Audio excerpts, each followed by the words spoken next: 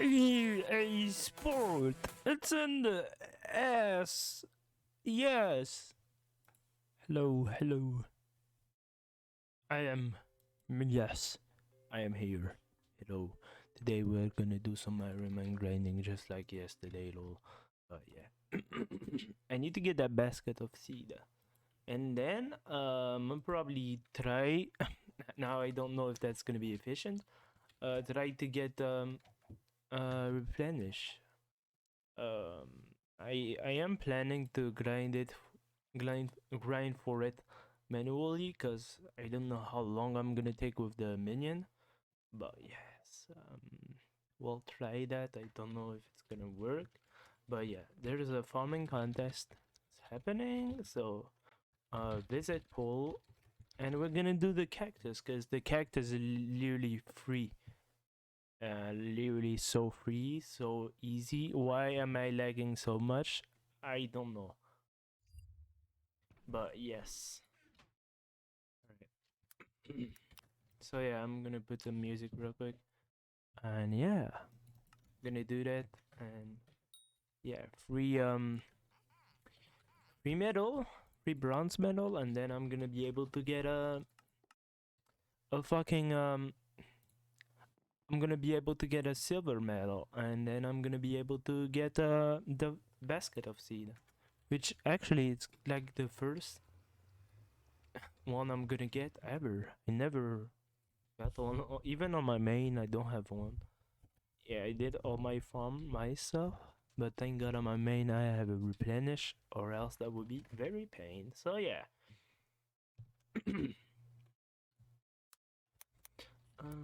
DMCA free music.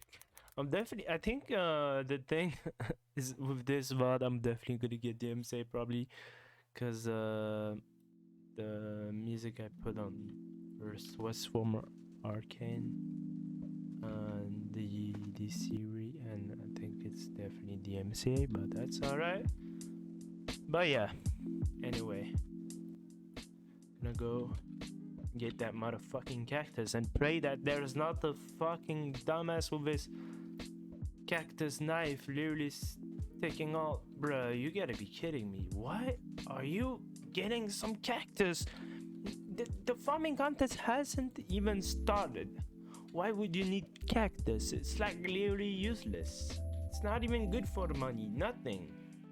Like the worst thing ever. Why? Bruh. Alright. Alright. Contest is in 2 minutes. Hopefully this dude doesn't know that there's access here. But yeah. If there's some fucker with a cactus knife, I guess I'll just switch lobby, but that's gonna be pretty annoying. But yeah, am I the only one online on? No, who is online? Oh, Turkey. Let's go. Okay, alright. LMAO.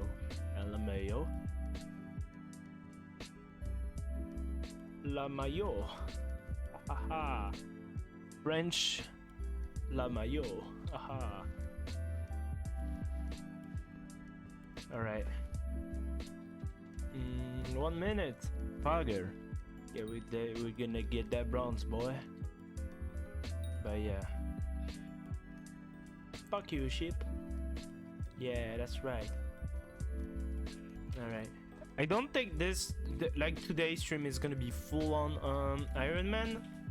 But yeah. We'll definitely play on my main profile too. And yeah. Alright, 40 seconds. Let's go. Literally so epic. Yeah, and I need to use this one because literally I got turbo cacti literally 3 and you get more farming fortune, so that's gonna be pretty useful for the contest. Yeah. By the way, this I'm literally just gonna use, I mean, for potato. I mean, obviously it's a potato farm, a potato hoe, so yeah.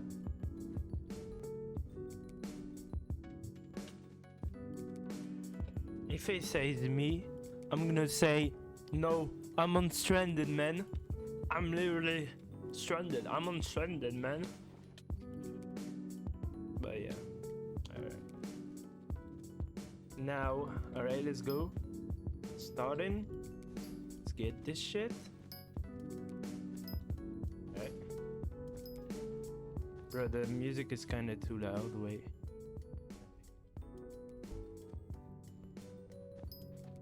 Alright. Updating ranking. Imagine if I'm already bronze. I doubt it though, because it's only 100. Bronze has 1 plus. Bruh. Fuck you, bronze. That's right. Fuck you, man. Bruh. Recipe for Thorn. Let's go.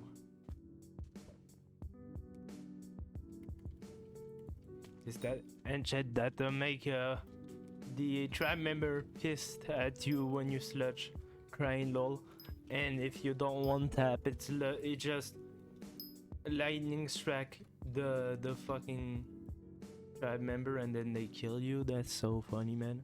Let's go. Really so epic, man.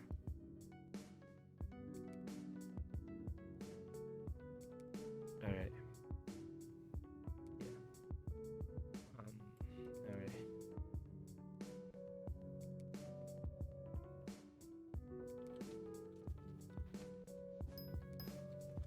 Right, we saw bronze. That's pretty cool. I thought I wouldn't be bronze anymore because I was AFK for a bit, but hey. Yeah, fucking. I bet you there's a motherfucker that had big ass cactus farm just with their cactus knife. Oh no, there's a fucking bitch ass with a cactus knife. I knew it. They're always here to fucking annoy people. But hey, it is what it is. Still bronze. You can suck my big fat cock, man. But hey. Alright, fuck it. I'm just gonna switch lobby probably. Because, bro, this dude has a cactus knife. There's no possibility for me to. Oh my god, the bro. Why is it so laggy? It's cactus. Cactus, Is cactus fucking contests are so popular? God damn it, bruh. It's so laggy, bruh. That's crazy. Alright. Fuck yeah, boy. Let's go get that shit, man. Oh god, please tell me there's no one farming cactus. That would be perfect. Oh, that's literally perfect. Alright. Let's get that cactus, boy. That cactus, man. Bro, what happened if you... Oh my god, imagine your... Oh fuck, your PP touched the cactus. You're dead, man. Oh my god, that must hurt, man. I'm sure there's video of it on the internet, but I don't want to look that up. Man touch a cactus with his dick. Spoil, he died. Lol. Oh yeah, I heard slowness potion literally freeze the Diana mob. Now, am I gonna do slowness potion? No, I'm really so lazy, so I don't know, I can be asked. But yeah, if you want to you brew slowness potion, I don't know how you do the one you throw. Don't know how you do that. I'm really... I've been playing Minecraft for so long, but I know like almost nothing. But yeah, apparently slowness potion frees them, so you can just destroy them. Which is, it must be so OP, man, on the fucking big ass the Gaia construct, I think it's the name. Yeah, that must be super OP on it. Yeah, you can't be asked to brew them, so okay.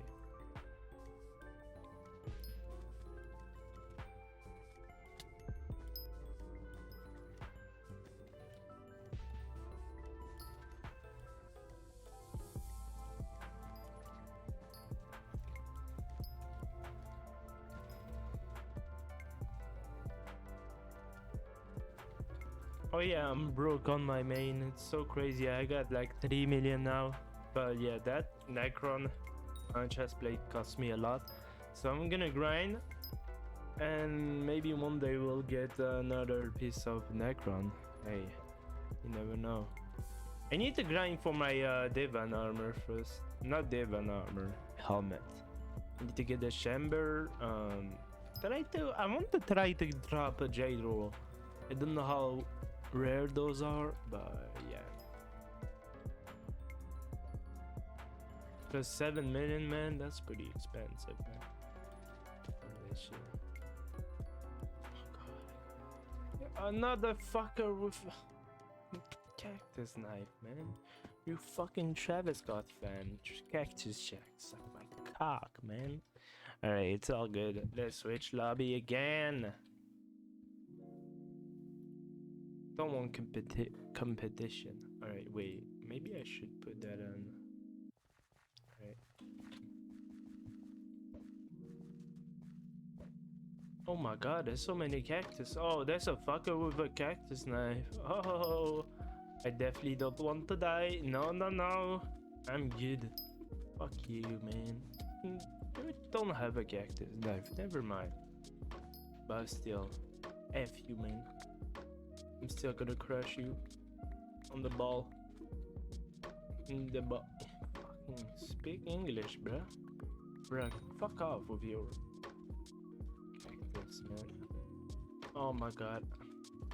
I need to make a personal compactor on my Ironman just so I can farm potato without having to always stop. And I definitely need that basket of seed burst off. But yeah.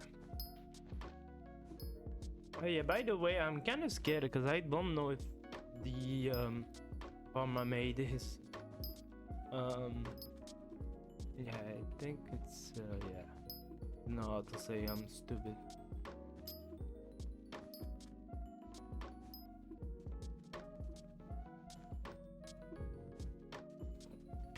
Don't know if it's bannable, that's the thing. But I don't think it is. I mean, it would be dumb. But yeah.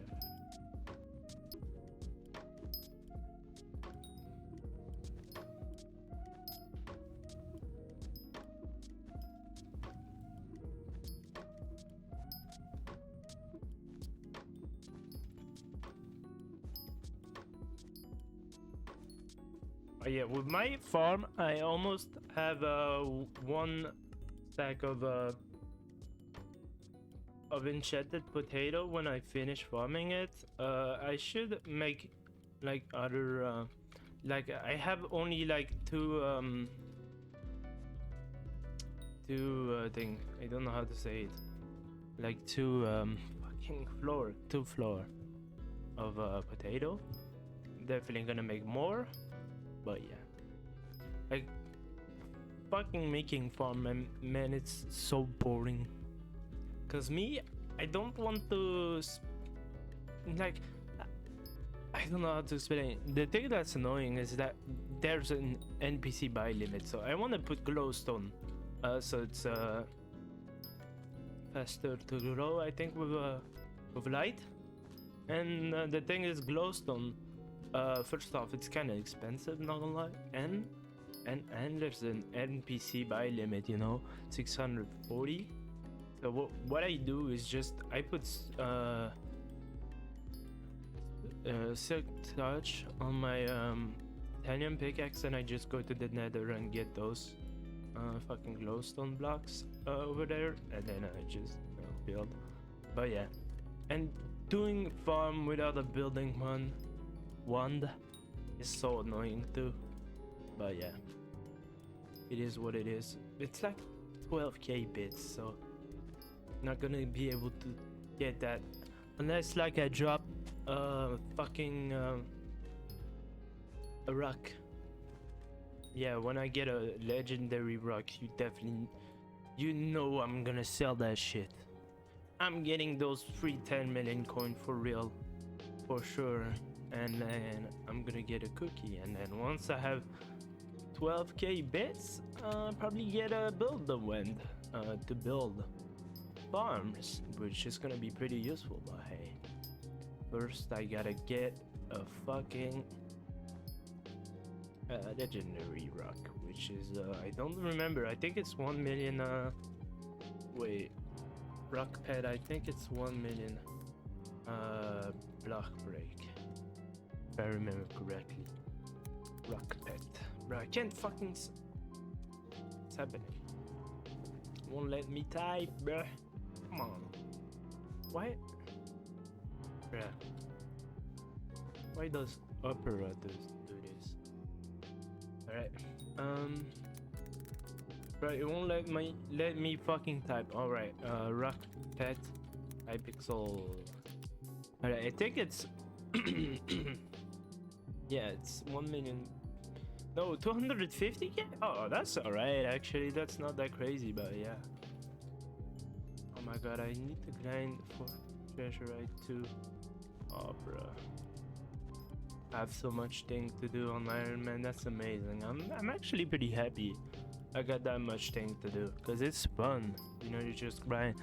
Maybe I'd say that I'm gonna say that maybe like the grinding for treasurite is pretty annoying,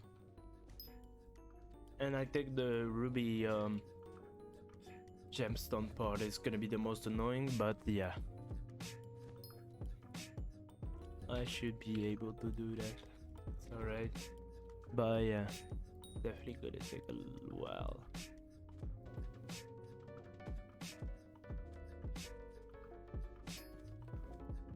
But yeah, we'll get there eventually.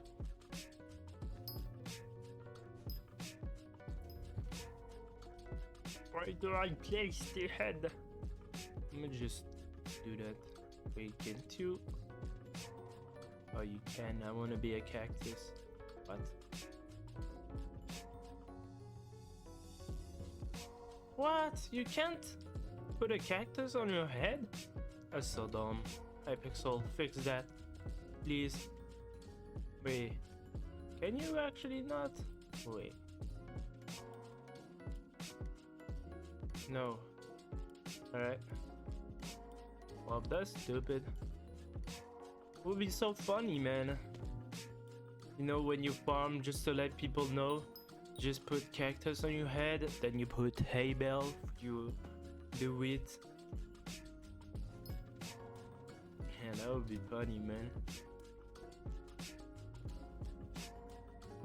I mean, to be honest, the farming contest, all I'm gonna do is probably the free metal, which is cactus, wheat, and that's pretty much all. Don't know if mushroom is a free metal, to be honest. Yeah, sugarcane is pretty competitive. Cocoa bean, I guess it's pretty competitive, but yeah. I'd say if you want to grind, just do the wheat contest and the cactus, because those come around a lot. And it's like super easy to get bronze. But yeah, especially wheat, man. Wheat is like the easiest. Cactus, there's a little bit of a challenge, because a lot of people have a cactus knife, which let them break a cactus instantly. But still, it's pretty easy. But yeah. And if you get a turbo wheat or a cacti or everything, just put it on your hoe, because it's definitely gonna help you for the next farming contest. Like, don't sell them. It's pretty useful. Oh yeah, I need to grind for a personal compactor. I already said that, I think. That's why I have 64 enchanted cobblestone on my inventory. But yeah, once we're done rebuilding not rebuilding, I meant replacing the potato, I'm gonna go grind for a personal compactor, and then maybe we'll get some cocoa bean and try to block replenish. I don't think I'm gonna be able to do it. I'll try it anyway. But yeah.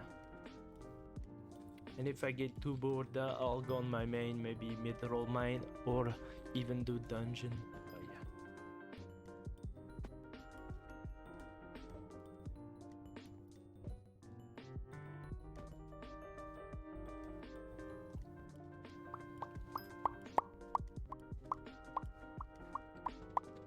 I wonder how much is legendary rock pet on the auction house.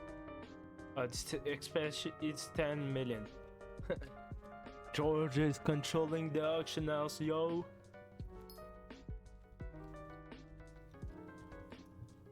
But yeah.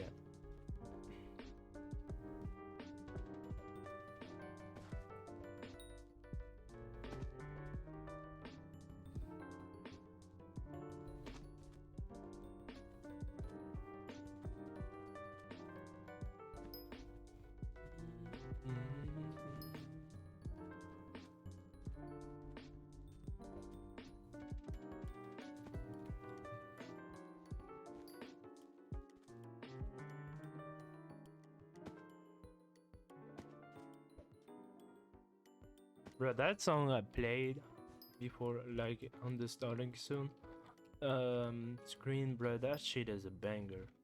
Dirty Little Animal by Bones UK. That shit is fucking fire, man.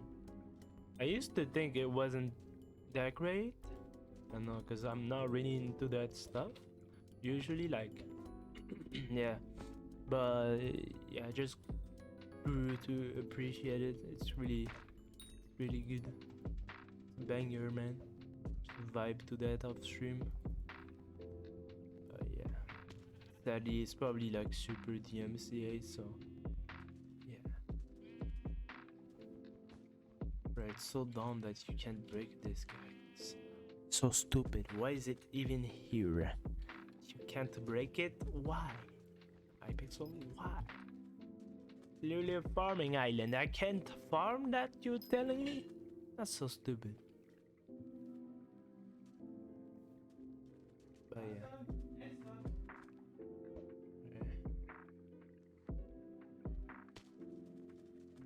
Oh yeah, it's breakable? You're a fucking... Oh my god, you're a serial. Oh my god. Tell me you like, nah, I was gonna say something fucked up, but no. I was gonna say, tell me you like children without telling me. Young Dragon Armor, but no, no. I retract that statement. I retract that statement. Right. Alright, 2 minutes left, we should be good. But yeah, in case there's someone that pull up and just get 500 million cactus in 1 second, I'm gonna just keep farming until the contest finish to be sure to get.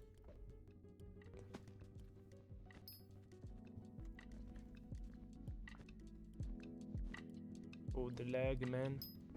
Hypixel, please no. Those farming contests are so popular, the fucking server is lagging.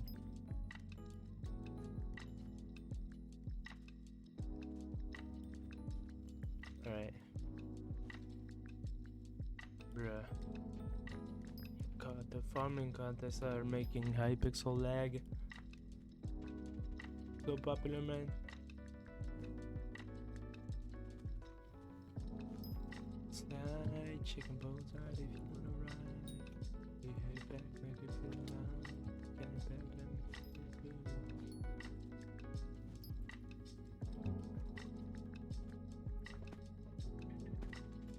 Oh my god, bro, you're literally. Oh my god. Oh my god, I gotta say. No, Young Dragon Armor is so ass, man. It's fucking crazy. It's literally the worst set ever. Its only purpose is literally to go fast and fucking annoy people. It's the only thing. Maybe in dungeon if you like can survive of it, like it's useful. But oh my god, outside of dungeon you literally just. Oh my god. Especially on fucking the end, man. If you use Young Dragon Armor on the end just to get more summoning eye, you kind of a bitch for me. Not gonna lie, but yeah. I mean, unless you're Iron Man. Iron Man I can respect, but bruh. Come on. Fucking hell, man. Yeah, cause on Iron Man, you actually gotta grind. But on your main profile, you know definitely this man just got to the bazaar or the auction as I nearly got it in 3 seconds. Fucking hell, man. Alright, still got bronze, so that's pretty epic. We're getting that basket of seed and I crashed. Thank you, Hypixel. Much love, much love. Alright, let's go. Alright. Nice, nice, nice, nice.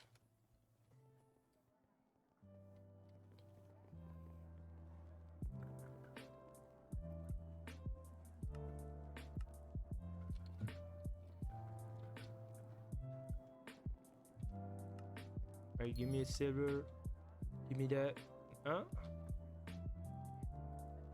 Oh, wait, how much? You need. Oh, 30. Okay, my bad. I was like, oh, what? Did it not give my silver? But it did. Just I don't have the ticket. Alright, get that shit. Alright. More. Yeah, I'm still gonna have to grind farming contest because to upgrade you need a Jacob ticket too. Yeah, alright. We'll do that. Alright, basket of seed. How the fuck does that work? Oh, you just okay. Oh, that's cool. Alright. Well, get a lobby hop to get a lot of potato. And then we're gonna do re-put everything on the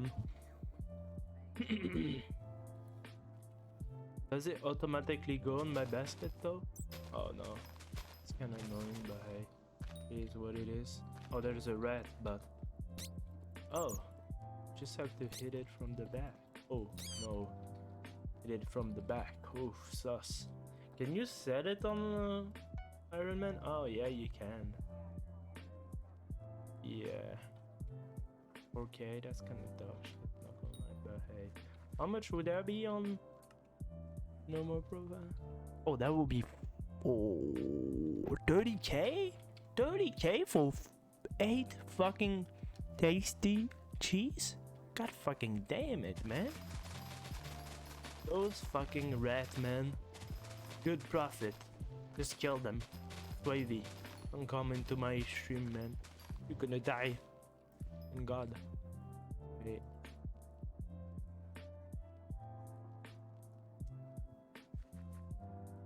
Let's see if that's enough for that one. Wait, does it do the full row or do you have to... Oh. It does the full... Oh my god, that's so satisfying.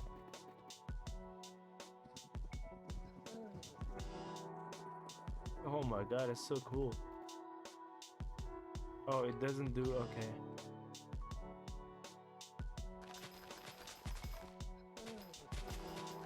I did it 4 blocks long, but it kinda doesn't work. But hey, it's alright.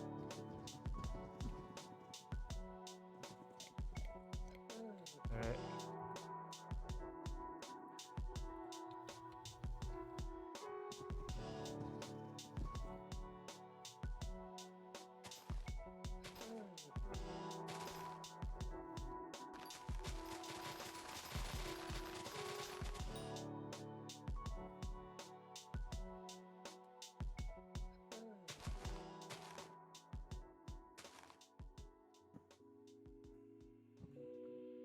But what?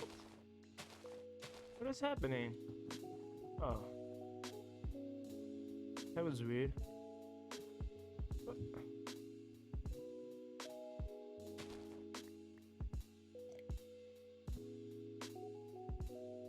Bruh, alright. Right. Wait. I'm gonna just do that so it's like...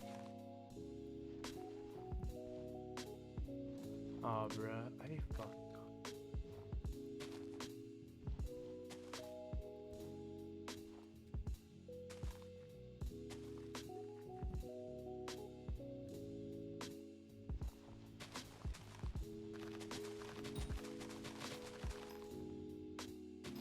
What? Oh, bruh, come on. Hey.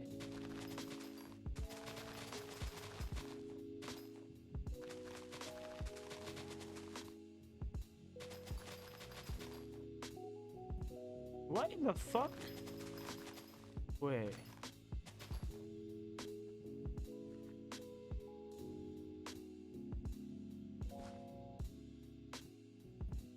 Why are there fucking hole? I'm stupid. Alright.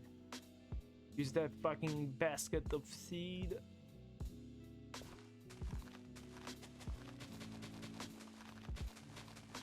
Oh man, it's gonna be so satisfying. It's such a cool item, man. For real.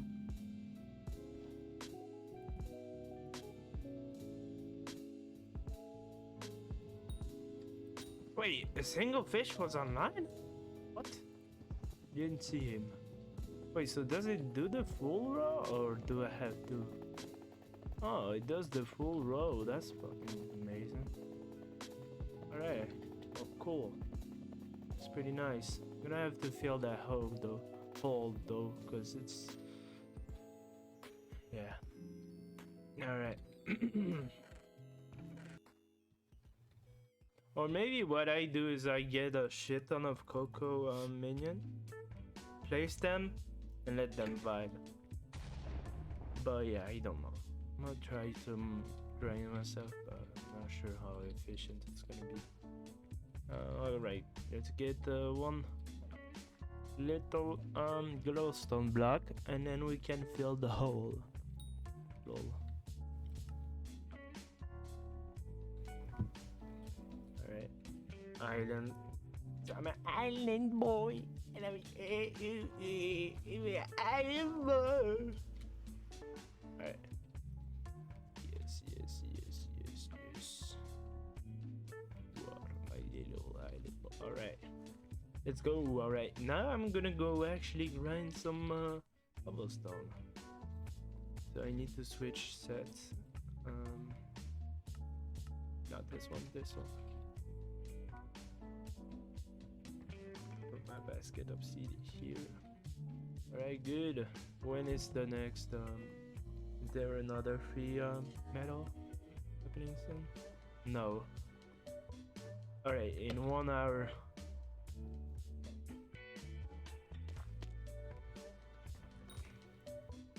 In 1 hour, there's a free weight contest, so that's gonna be a free medal, so that's pretty epic. Free medal and some Jacob ticket, which is pretty epic, not gonna lie, but hey. Alright, now we just do this for as long as we need.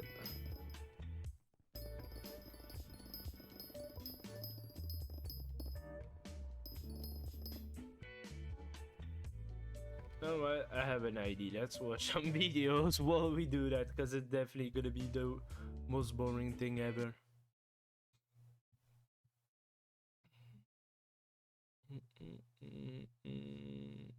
Isaac community. I don't know what that is. But oh, smoke perp. Oh my god. Smoke perp. I think he's finally beginning to reach that point where he's going through the stages of grief, and the first stage of grief is denial. Because, man, where do we start? He's recently been on tour. Smoke perp, that is.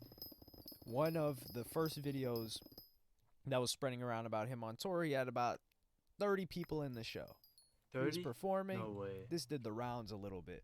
But what really started booming and what went viral was this clip of him performing at this show in Pontiac, Michigan.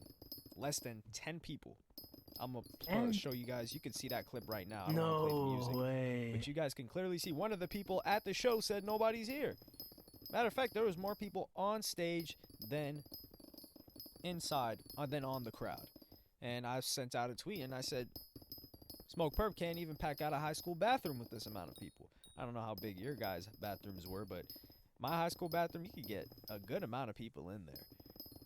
So what does Smoke Perp do? That's fucking sad, man. The next day, well, previously, he was giving away 50 tickets in Iowa City. That was a previous date from Pontiac, Michigan.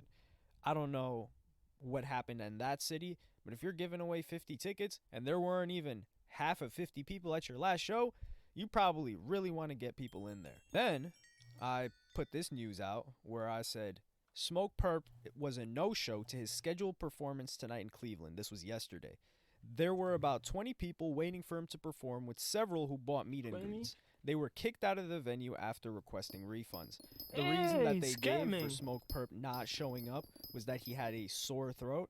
I don't know. I find it kind of coincidental that the day it goes super viral all over the internet, the clip of him performing at Pontiac, Michigan, where there was nobody in the crowd, less than 10 people, that same day he has to perform again in a new city, he has a sore throat. I don't care if you're the fucking smallest rapper ever and you do a show with like nobody. If you need to do another show and you have like people buying and all, do the fucking show. We don't care if there's 3 people that pull up. Bruh, come on. I feel like that's just scummy, man. Kinda scummy. I'm gonna be honest. That's tough, though. We never know.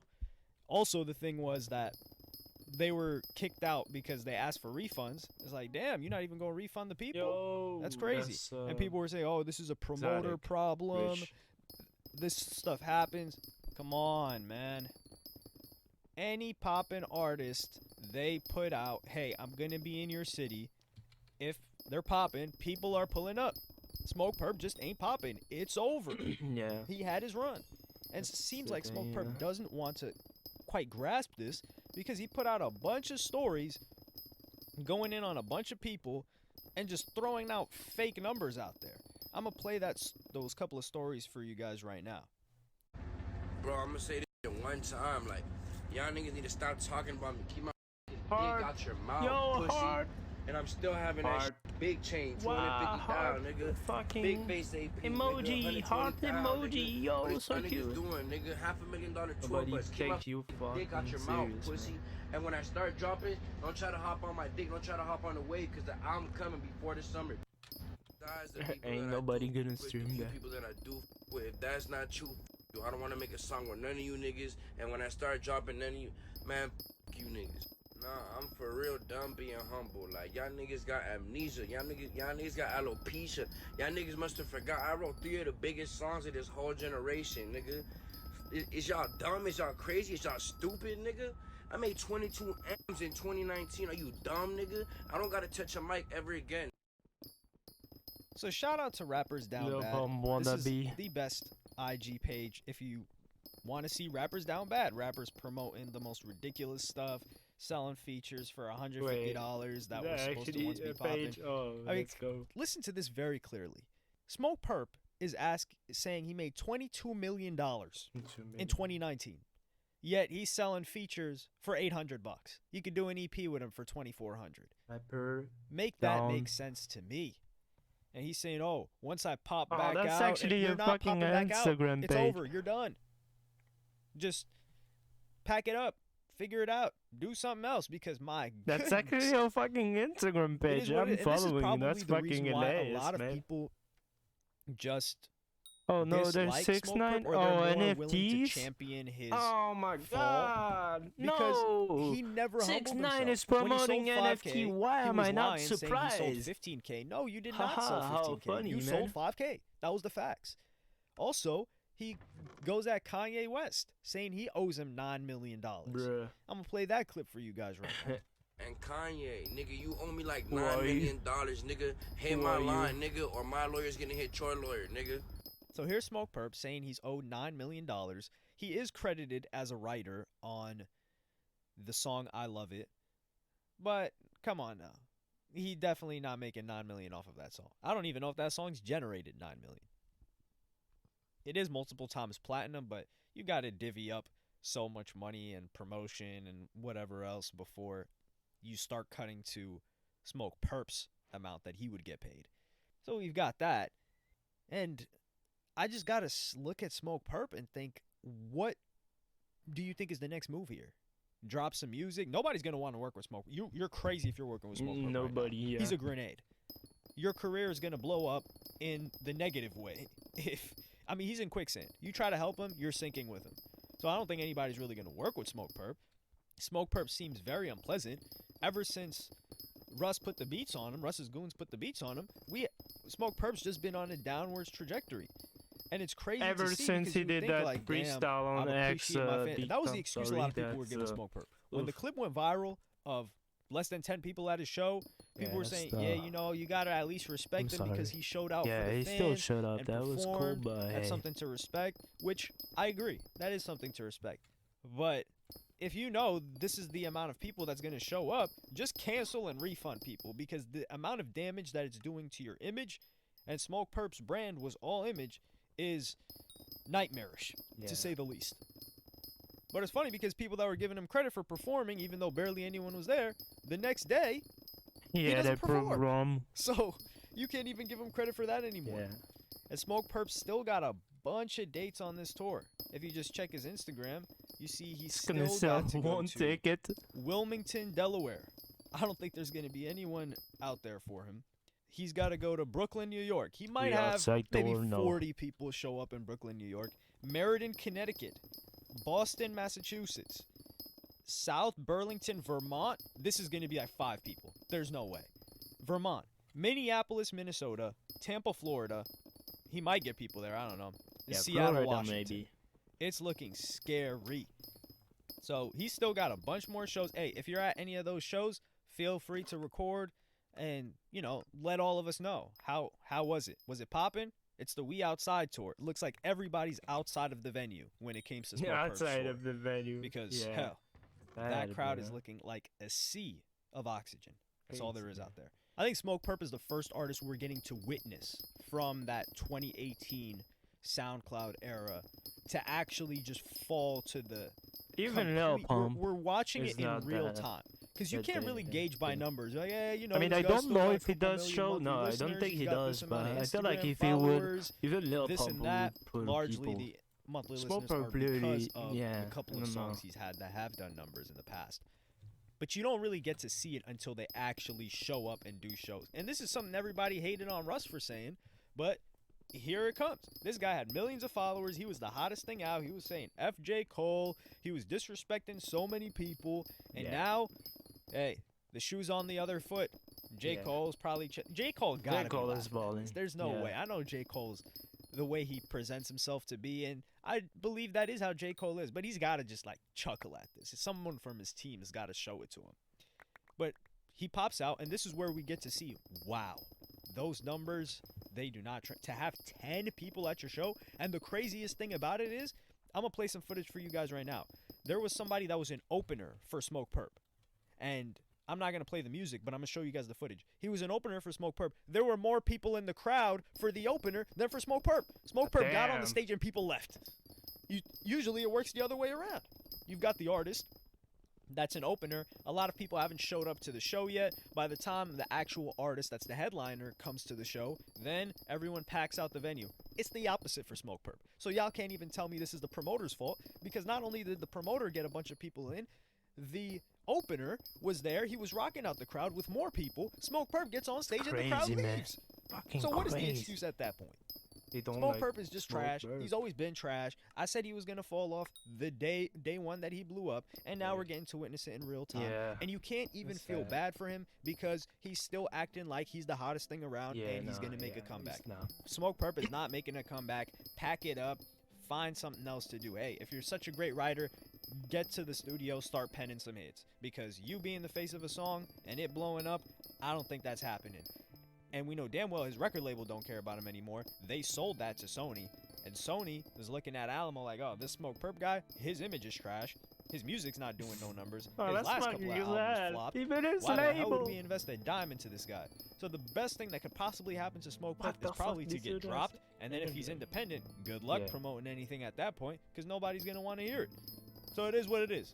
Let me know what y'all think about it in the comments. Like, subscribe, and hit the notification bell if you enjoyed. Follow me on Twitter and Instagram. Thank you for watching. Peace. Yeah, that YouTuber is amazing though. Top of the year. Oh no, what happened? Oh no. What's popping up? It looks like the day of reckoning has come. I've wondered what Coil Ray's sales would look like, and I was wrong.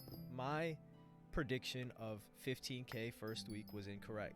Keep in mind, I upped my prediction. My initial prediction, maybe towards the end of last year, I was thinking, shoot, I don't know about more than 10K. But it is what it is, 15K. She ended up, it was originally projected she would sell 11K. And then during the end of the week, academics said she sold 9K first week. And then chart data came out with the final saying she debuted at number 89. On the Billboard 200 album charts. Coil Ray said, and she quoted Academics' post and said, "No, baby, I sold 11.5K and charted number 89 on the Billboard Hot 100. Thanks for everything, though." She did not chart on the Hot 100. The Hot 100 is for singles. The Billboard 200 is for albums. So she was top 100 in albums. Wow. All right, one more stack. Amazing. Oh my god. This really reminds me of an interview that Coil Ray did with DJ Vlad. I believe it was in 2019. And she said in the beginning of that interview clip, she said, once I drop my album, I'll be where I'm supposed to be. And sounds like she's where she's supposed to be right now, at the bottom of the charts. And then we can also go into the fact when she was posting tweets saying, I guarantee my album will be number one. Just watch. This was a year ago. I'm going to have the biggest album of 2022. This was the beginning of the year. This may be true. She may have the biggest flop of an album, because this is a monumental flop of grand proportions like I've never seen. This is the new metric. So she sold 11K. Now we go by Coil Ray's. That's the new unit of measurement. Like, screw Jules, screw all of that other stuff that we got going on. Coil Ray's album is the new metric. It used to be Smoke Purp, but let's keep it a buck. Smoke Purp never had hits like Coil Ray supposedly has hits. He never had the push that she had. He was just popping, and he sold 5K. Quando Rondo 3,500. Quando Rondo wasn't even that big of an artist, but Coi Leray, she's been in our face nonstop for the past 2 years. So she sold 11K. Yeet, for example, he sold 33, 34K. So first week, Oh my Yeet god, I went 3 need to times listen Coi to Leray. Yeet. I never Lotto, checked out she his sold stuff. 22K first week. Lotto's album went 2 times Coi Leray. That's the new unit of measurement we're rocking with.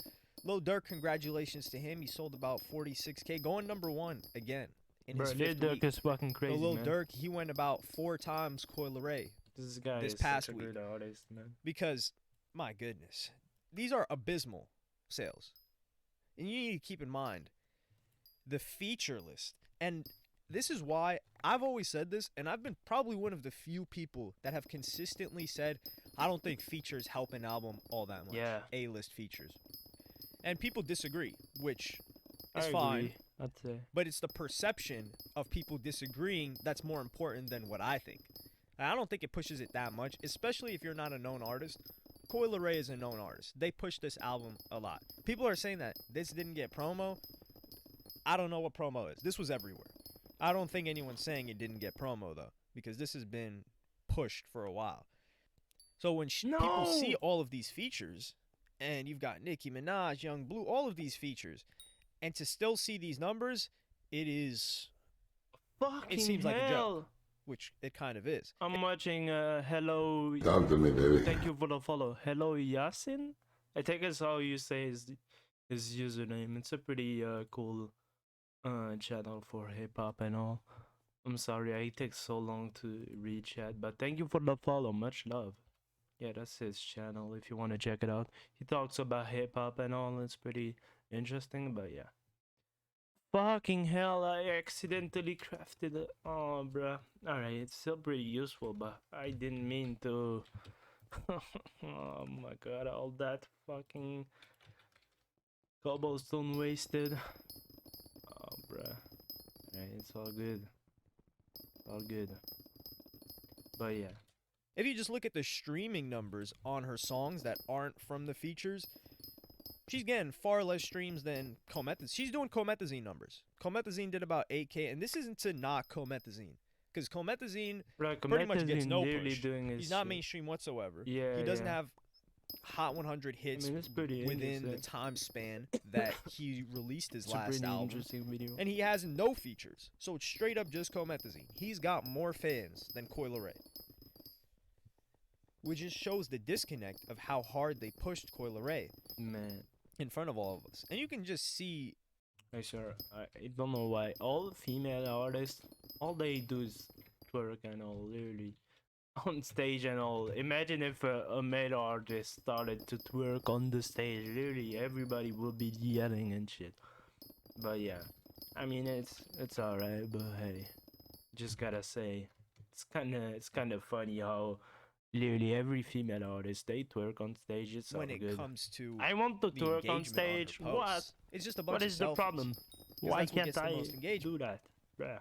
So in academics, and people started to report on the sales, It's kind of funny. Hip label hop, starts. bruh. Hip hop is like super homophobe. Like it's pretty crazy that he's still that way.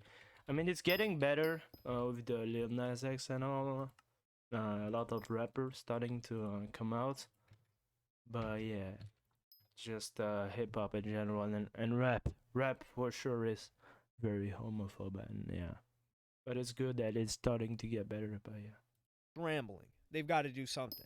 They pretend like numbers don't matter, but then what does Coi Leray do?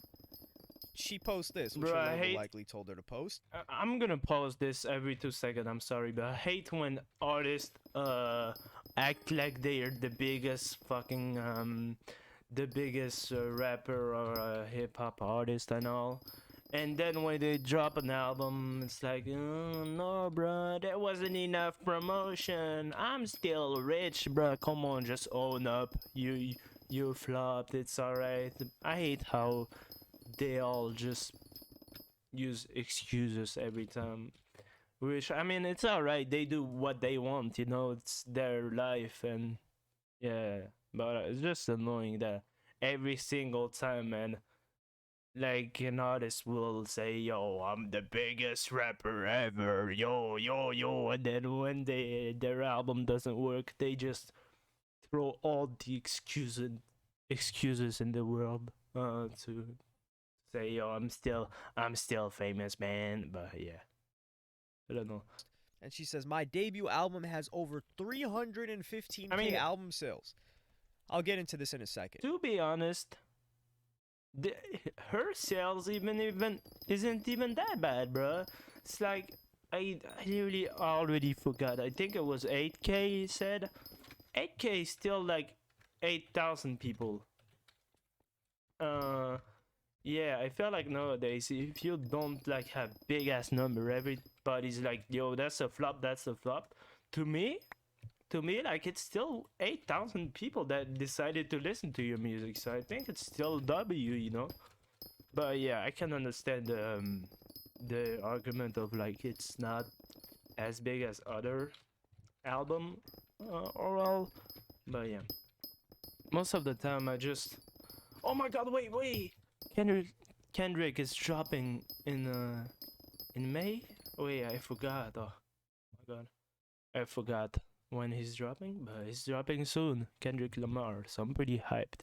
That is not gonna flop for sure, but yeah. So I was saying, me what I do is I don't really care about the numbers. If I see an album, I just check it out. If I don't like it, I don't like it. But yeah, I mean, I feel like most people do that, but a lot of people care about the numbers and all, and I would say it's kind of stupid. I feel like 8,000 is still pretty crazy, but yeah. 4 Billboard Top 100 entries. No More Parties. No More Parties remix. Big Purr. Blick Blick. 6 nominations with no album. I don't know what the nominations were for. Millions of monthly listeners. Trendsetter, the album out now. Okay. People were confused. They're like, 315K, we're seeing 11K. Yeah. The 315K is overall. This is how. Yeah. Like obviously, like nowadays, a lot of people on the internet are like way too obsessed with the numbers and all. Like for example, like streaming, or yeah, most streamer like they're like, oh yo, you're so small, man.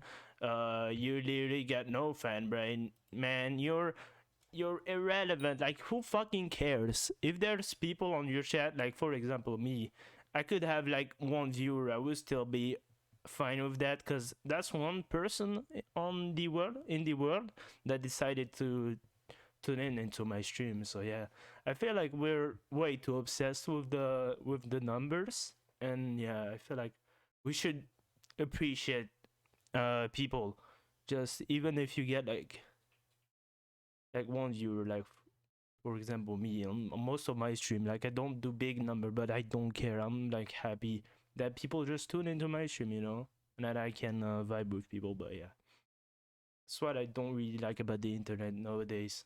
We're way too obsessed with the stats, I feel like. But yeah, How French Montana was able to, in 2 days, go gold because he put Unforgettable on the album.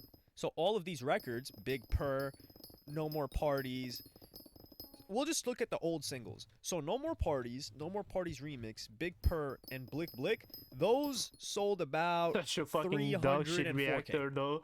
Because so her album bad. sold 11K this past But week. it's alright. I'm not That's really how we a would get the reactor numbers. channel. Just So watching 304K videos, were from those mining 3 is kind of singles. boring. That doesn't look too good, but that's pretty much what it is. So these are overall sales because you can use streams from a song that's been out for 4 or 5 years if you put it on the album. And that's what they did. And they also put up this crazy post where they just throw these random accolades for her album Trendsetter. Biggest first week 2022 debut album by a female hip hop artist in the US. Based on what? Based on what? She's probably I the love only this female YouTuber. hip hop artist that's relatively mainstream that even dropped an album, Yeah, a that's debut true. album this year. He has a point. Over 500 million streams in the US. Half a That's billion? largely because of the other songs that she had put Yeah, on there. I mean, And I honestly think this is overall for yeah, all for of me her it's music. still pretty good. This isn't just for this album. Okay. I'm pretty sure it's not just. No, it can be for this album. This album has not been streamed even 200 million times. So they try to make it seem like her album was streamed 500 million times, even if you take old songs, but that's not the case. So it's probably overall streams by her music at all. 315K total consumption. Okay. Top 100 on the Billboard 200. This is true, but I mean, this isn't really something to brag about. I mean, on term of the industry, that's definitely a flop. But for me, that is pretty impressive. Impressive. Wait, impressive? Yes. Sorry, my friends. Yes, my French is kicking in. Yeah, it's pretty impressive. To be able to pull those numbers. But yeah, I can understand why the industry be like it's a flop. But yeah. Out in her position. Top 5 iTunes hip hop rap albums charts. I mean, at this point, top 10 Apple Music top albums and hip hop rap albums charts. This is like saying, let's just take an NBA player. Oh, he's the first NBA player to wear 2003 Jordans in a game in 2022 and drop 4 points. He dropped 4 points. So they just start making the rest of this stuff up to try to make it seem good, which does not help whatsoever. I wasn't understanding And the scary part comparison, is- and then he When she said announcing tour next week. Understand. And that's when, I mean, we've seen Smoke Perp's tour. Bro, her tour past can't be couple as bad days, as Smoke Perp. Maybe even the past week or two. That's a topic for another video though. But holy man, jeez, oh man. Yeah, I'm French, but Very I googly don't. moogly. I'm French, but weirdly, I hate fucking the language. I hate French. I feel like it's a bad language. I prefer speaking English, so that's why I mainly stream in English, and because I have a lot of English friends, and like, bro, I'm gonna ramble about that. I'm sorry. Ever since I was a fucking kid, I only talk with English people, like mostly. So yeah, I feel like I've been speaking a lot of English in my life. Oh my god, that video is 14 minutes long. I don't know if I want to watch this. I don't. That's too long, just to say it's a flop. But yeah, yeah, I'm French, and I've been speaking English for a long time. And yeah, since I was a child, all I did is speak to English people on Skype. Oh my god, Skype, bruh. That brings memory, man. And on Minecraft too. And yeah, so yeah, I'm a big fan of the English language, and I watch a lot of English video, and most of my friend, yeah, but it's so crazy, man. How I used to be able to watch hour-long videos, but now my attention span is like broken. So if the video is like not super interesting, I just move on, to be honest. But yeah. So yeah, I've been speaking English for a long time, bro. So many people say I'm bilingual. I can't fucking say that word. I disagree because my fucking English is hella broken. But yeah, a lot of my RL friends say that. But yeah. I don't know. Oh, Dante reacted to new 6ix9ine, but I don't want to watch that. Oh my god, 6ix9ine is already. How long have I been grinding? You mean the Ironman? I mean less than an hour. I started the stream and then wait. How the fuck you say that word in English? I'm stupid. Bilingual? Bilingue? Bilingue? En anglais. Let's go Google. Bilingual. Alright. Bilingual. Bilingual. Yeah, Bilingual. bilingual. Yeah, oh my fucking god. I love being French, man. Oh my god. Bilingual. Bilingual. Alright. Yeah, just need to. I felt like I need to train more in English, because. Oh, Twitch VTuber tag drama? What? Why? What drama? What's happening again? Oh my god, bruh. I feel like every week they're trying to cancel anime and all. Bilingual? Bilingual. Yeah, that should be right.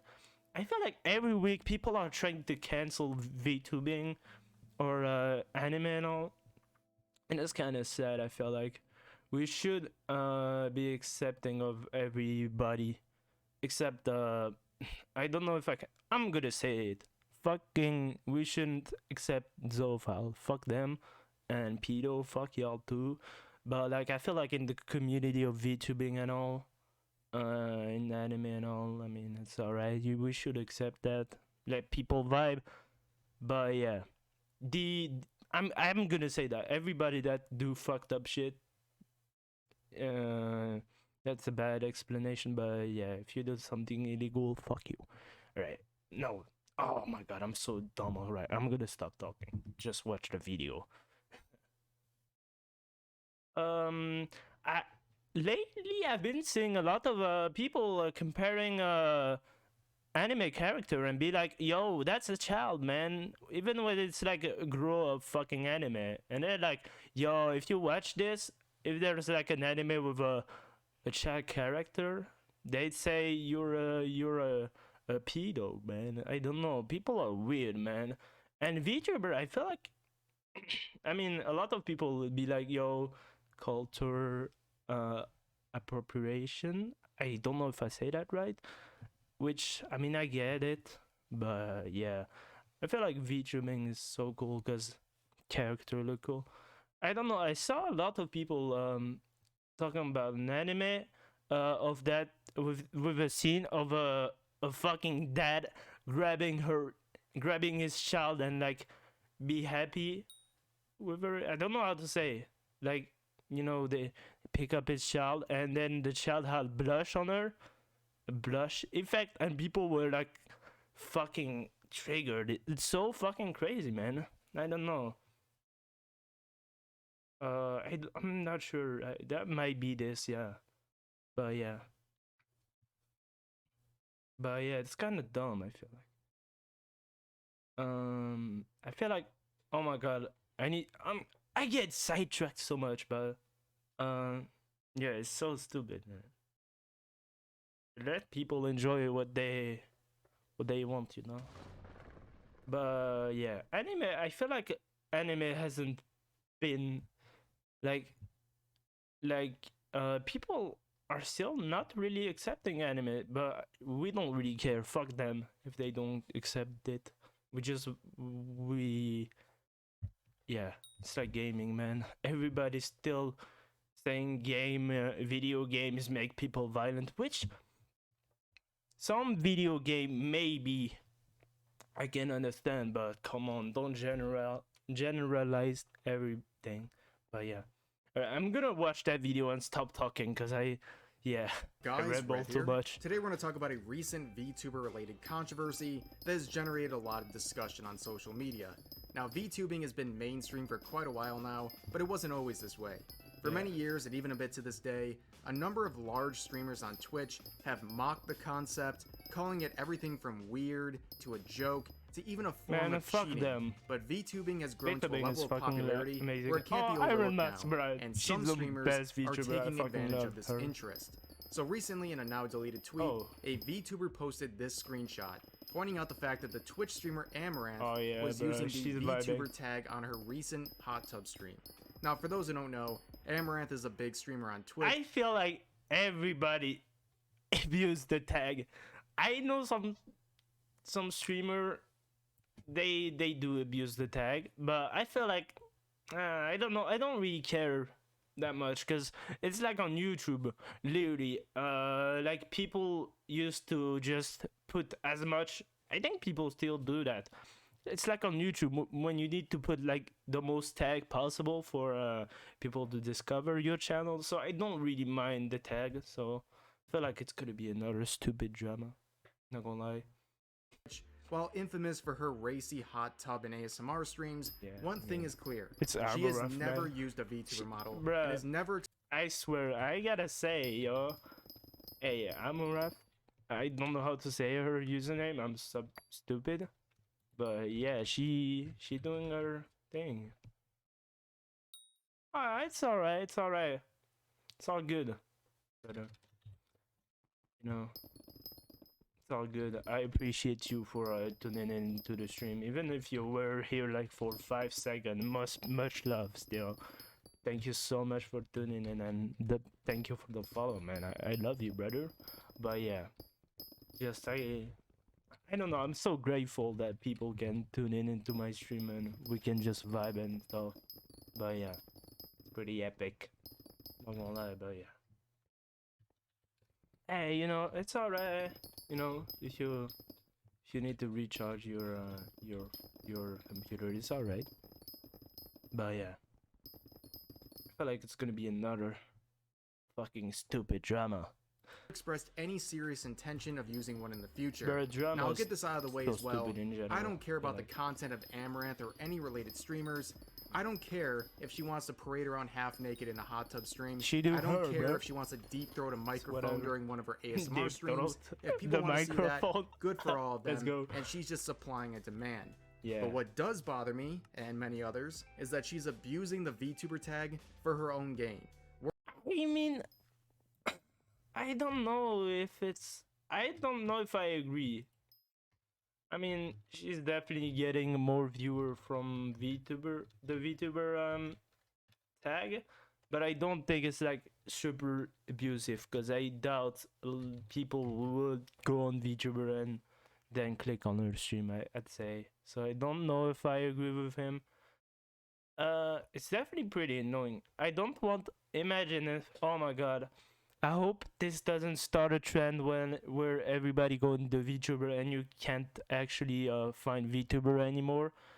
But for now, if it's just her like doing it like for a bit, I don't really care, to be honest. But yeah, if there's a lot of Twitch streamer that start to do that, like the sleep category, now that's just gonna be annoying. But hey, for now it's alright. Worse yet, she's doing so without any real chance of consequence, because Twitch has shown time and time again they will give someone like her preferential treatment when it comes to applying the rules. So to clarify, according to Twitch's own guidelines, tags are supposed to reflect what you are actively featuring on stream, which in this case was obviously not true for Amaranth and these other streamers. What they are doing is technically TOS. Amaranth, like many other big streamers including XQC, have abused the VTuber tag for nothing more than a chance to increase their views and exposure, which is frustrating not just for VTubers, but also for viewers who are trying to use the tag to find actual VTubers streaming on Twitch. That's gonna be annoying if a lot of people start doing that. I think it's generally okay for someone who has a VTuber model and uses it often to use the tag in streams where they don't have their VTuber model active, as long as it's a big part of their content generally, but there's no justification for someone like Amaranth to use the tag. Beyond that, there's another layer to all this that has people upset. It's yet another example of large streamers on Twitch being able to walk all over the site's rules with little to no consequence because of the preferential treatment they receive. It's fine if Twitch wants to allow some random girls to bro, I'm so dog shit at PvP, it's fucking crazy. I'm so bad, literally.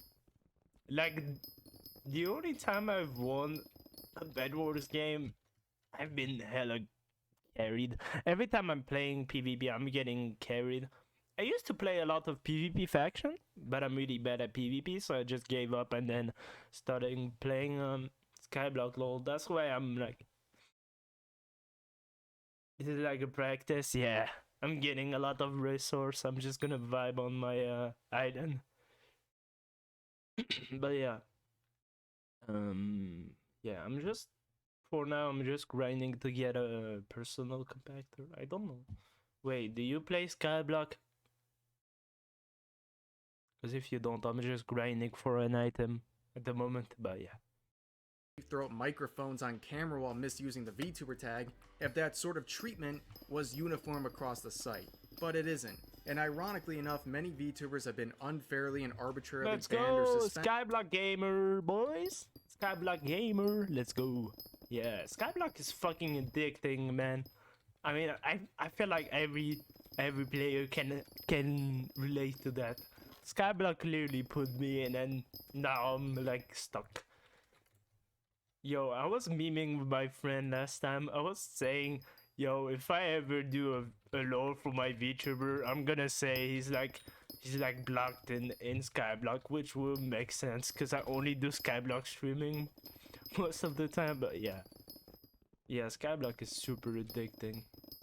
I'm gonna read your messages. Skyblock and Bed Wars. Damn, are you good at Bed Wars? Cause I know I am not.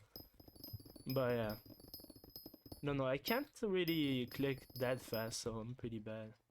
Survival and creating building. Yeah, I'm so dog shit at building. It's so crazy.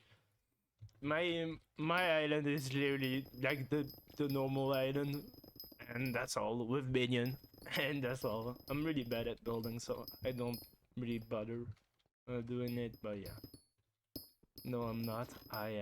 I'm in bed versus sweaty as fuck, to be honest. But yeah. For some of the most benign and ridiculous reasons, including animated and fully clothed emotes, ASMR content, art contests, and the like. Even big VTubers aren't immune. Only yesterday, Vishojo's Vibe was banned for 24 hours after streaming a YouTube video about a furry What? They banned Vape? I fucking hate Twitch, man. I fucking hate Twitch, man. They're so annoying. For real. Why they ban? No. Fucking hell, I hate it. I hate it here. I feel like one day, I've been lucky so far. I haven't gotten a ban on Twitch. I feel like one day I'm gonna catch those hands. Twitch is gonna fucking being annoyed. And like, yo, fuck you, Val. I'm banning you. I hope that doesn't happen, but I'm not immune, so yeah. Someone might have reported them. Yeah, probably. Even probably someone TMCA her, I'd say. So annoying, man.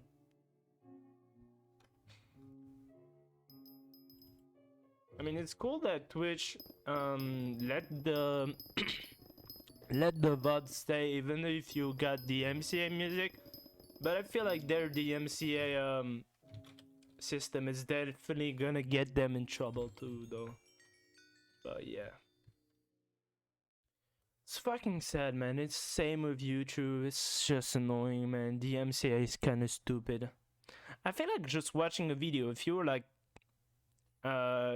not if you're doing like me, because I'm like stupid and I'm a bad reactor, but I feel like if you're watching a video and you actually like comment on it, like you actually talk about it, and yeah, I feel like that shouldn't get you DMCA. It's kind of fair oh wait, how fair use? Yeah, fair use, I think, if you're just reacting to a video and actually talking about it. Now, if you're just watching a video and you're just eating and not saying anything, which I kind of do, but at the same time, I do my best to actually comment on it. But yeah, if you do that, I feel like you should, like, it's not fair use, but yeah. Convention that just happened to have a bad dragon in the background of one of the scenes. Keeping all these circumstances in mind, this situation has left many streamers, particularly VTubers, upset. Yeah, upset about the VTuber tag being abused, and this serving as yet another reminder of how much the Twitch staff picks and chooses how to enforce their rules. This is clearly a glaring problem for Twitch, and how they handle this might have a big impact on the platform as a whole going forward. Twitch is definitely gonna get fucked with the DMCA system for sure. At least one day VTubers are popular enough for the tag to be abused by the biggest Twitch streamers. But I hope you all enjoyed this video. Subscribe for more daily videos, and yeah, I'll see you guys next time. Yeah, that was pretty dumb. That was a pretty dumb drama, in my opinion. I mean, most drama are dumb. Funniest meltdown on Twitter. Oh my god. Hey, what's up guys? Rev here. How old is this video? Oh, 4 months. I want to see it still. Hey, what's up guys? Rev here. I'll cut to the chase. Today we're going to look at an amazing series of tweets coming from this guy right here, Larry Sanger. Oh, one of Larry. the founders of Wikipedia, Let's go, Larry. But his relationship with that site is quite strained. Boy. Strained for the same reason behind today's video. Why Anime am I girls. doing this? We'll get into that very shortly. Now, normally when I do a review of stuff from Twitter, I block out the names to avoid unnecessary drama, but I make two categories of exceptions. The first category is accounts for corporations, businesses, and alike. The second category is verified accounts, because voluntarily applying for and wearing a verification badge on Twitter is like the modern equivalent of wearing a dunce cap. you know when they start speaking, it's gonna be a horrible take. Now, there's some quick lore we need to go over to give better Bro, context. I fucking can't believe 6ix9ine is already promoting fucking NFTs, man. It's definitely a scam for sure. I mean, most of the NFT are, but man, is it sad. That dude was like, "Yo, I'm rich, yo, look at me, I'm rich, whoa." I mean, every rapper, like Soulja Boy too and all, they're like, "Yo, I'm hella rich, bruh. I don't need this scam. I don't need to scam." And then they just do it. Yeah. Bruh, I just discovered that fucking page, man. It's so amazing. Rapper Down Bad. That's so fucking funny that there's a page about that. Wait, I want to see this video.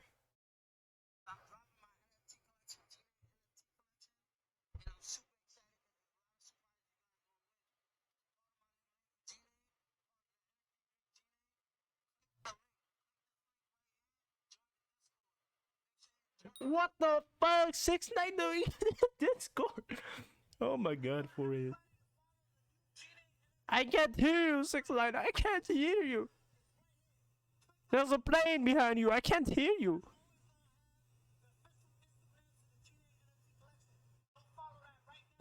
Bruh. Oh, shut up. Alright. It's fucking crazy. Facing multiple. Oh yeah, it's a scam. Ooh. Yeah, man. They're down bad, man. Most rappers start to get down bad. Like, it's crazy that 6ix9ine was so hot and now he's like promoting a fucking scam, man. It's so sad how low those people will go for money. So sad, man. But yeah, it is what it is. I'm not surprised though.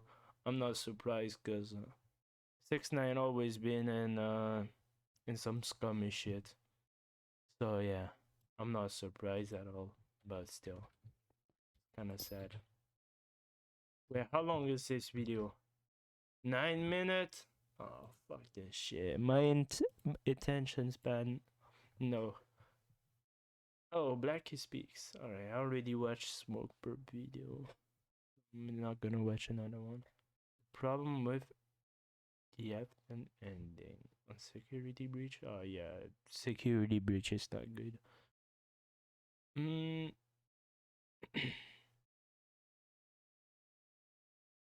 Man, do I want to watch it? No. Do I want to watch a true crime video on stream? No. I'm gonna get depressed, lol. I don't know what video to watch. I'm gonna watch this. I am the stone that the battle refused. I am the Israel, the inspiration that made ladies say the blues. I'm the spark that made your idea bright. The same start of them. Yo, Dewey, what the fuck is you doing, bro? Man, I was singing the Boondocks intro until a bummy nigga said something. Alright, first off, stop playing with me before I smack the shit out you, but why are you singing the Boondocks intro, bro? And like, clearly you're not a real fan because you ain't even know the words. You talking about, what is that? You sound like O'Malley. Well, first off, I might not know every word to the intro to Boondocks, but I do know a thing or two about Boondocks. Like, I do know that you need to back the fuck away from me because you're a little bit too close. Nigga, I'm 6 feet away from you. We both vaccinated and I'm still social distancing. What do you mean I'm close to you? Well, as my nigga Riley would say. Bro, stop right there. I don't think you should say that. Because you know, 2022, the fans, I ain't trying to get canceled and I'm definitely not trying to get demonetized. Ew, nigga, you get. So you just gonna say it anyway. All right. Bruh. You know I'm at to censor that, right? All right. Long as you know. But anyways, why are you listening to Boondocks, though? I'm still trying to get that answer out of you. Because I had an idea, because you know how your fans always like, yo, do a Boondocks video, do a Boondocks video. And I'm like, all right, it's the last day of Black History Month. You know what I'm saying? Unfortunately, when this video comes out, it's going to be March. But at least, you know, the thought that counts. You feel me? It was the 28th when we recorded it. So, I mean, it is what it is. Let's go. Boondocks video. Huh. You know what? You was a dripless ass nigga. You smell a little bit funny. You got 6 toes on your right foot. Funny. And they called you peg leg because you get limp in school. But you wanted something. Yeah, you wanted something. Boondocks is a black culture. I'm not gonna lie, I haven't watched this too much. I'm gonna say that the name wrong for sure, but it is a pretty funny. there is a lot of funny clip from that show. I like it, but I haven't watched it that much. Maybe I should watch it one day. But yeah.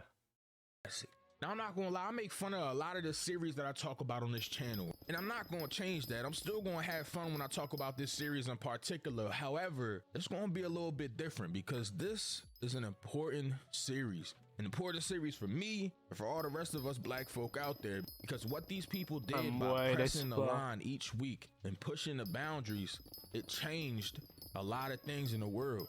And yeah, we might not be able to make the same jokes nowadays, but this series standing the test of time is a testament to how things used to be, how comedy was so open-ended, and how much fun we used to have before cancel. Yeah, that is spitting fact. Now, a lot of jokes are not. I mean, obviously, if you're making racist joke, you're that's not epic. But I don't know. Nowadays, cancel culture and all. Cancel culture is dumb in general. They don't really do their job. Oh my god, 48 minutes, bro. I'm sure that video's super interesting. But 48 minutes? I'm sorry, brother. I'll leave a like. I'll put it on my to watch later. I'm not motivated. Oh yeah. Message to Quandel Dingle. Oh. Message to Quandel Dingle. Hello, this is Daniel Larson. I am firing every single person except for Quandale Dingle. The legend. Quandale Dingle. Better be good at running. Yo. This is a message to Quandale Dingle. Quandale Dingle. Please stop messaging me.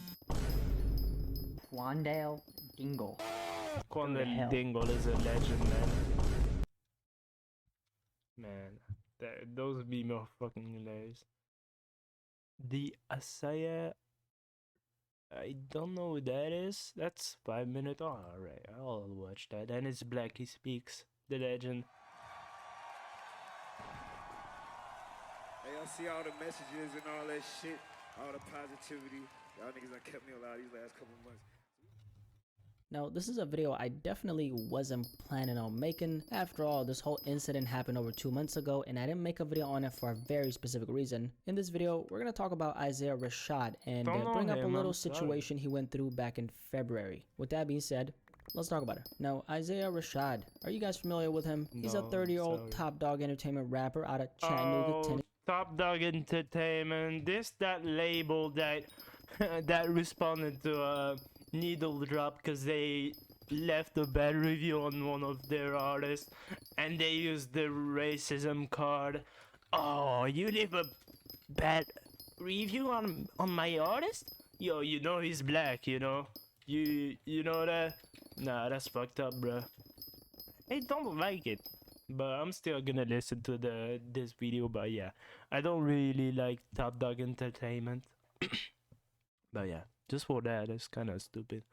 Using the racist card, just because someone don't like your artist music is kind of dumb.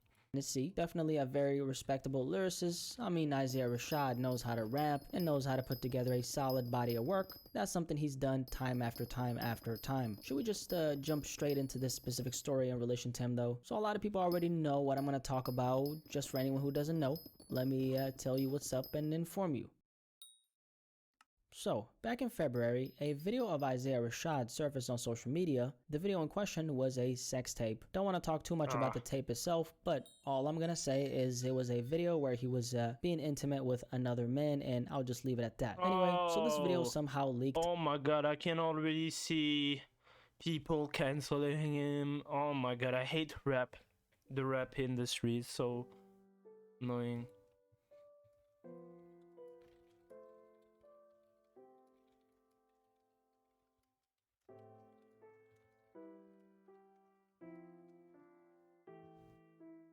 I hate it, man. Just let people do what they like, bro. I feel like, bro, rap is like so homophobe, man. The dude like sucking dick. Let him. Let him vibe, bro. Now, that has nothing to do with it, but I'm gonna place my cobblestone in a chest just so I don't craft another haste ring by accident. But yeah. 1, 2, 3, 4. Alright, how much we need again? I already forgot. Right. This. 1, 2, 3, 4, 5, 6, 7. Alright, 7. So we need 2 more. 2 stack of enchanted and then we're good. Yeah, if he likes sticks, let him vibe, bruh.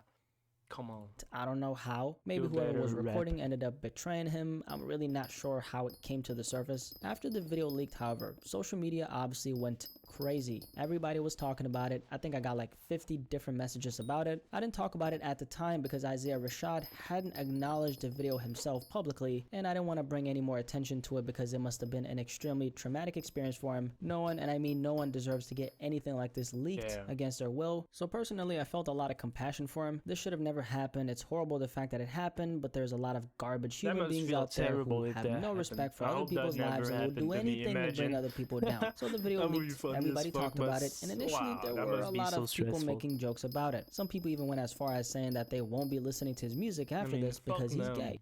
Fuck them, to be honest. Fuck them.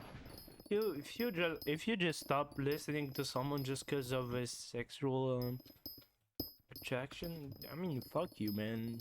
You're a fake fan. But yeah.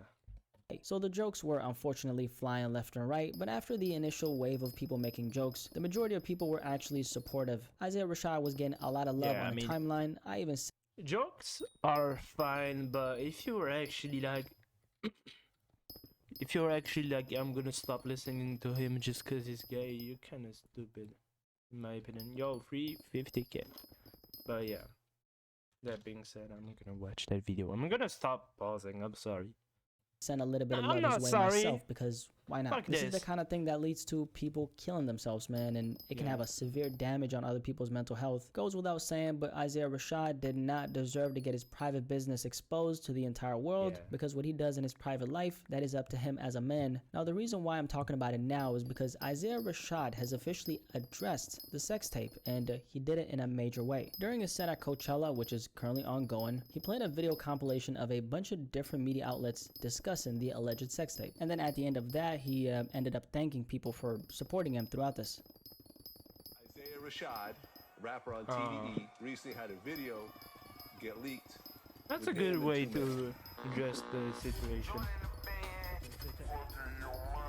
The purpose of doing that was to try to embarrass him. But, however, it backfired. That's iconic. See all the messages and all that shit, all the positivity. Y'all niggas that kept me alive these last couple months.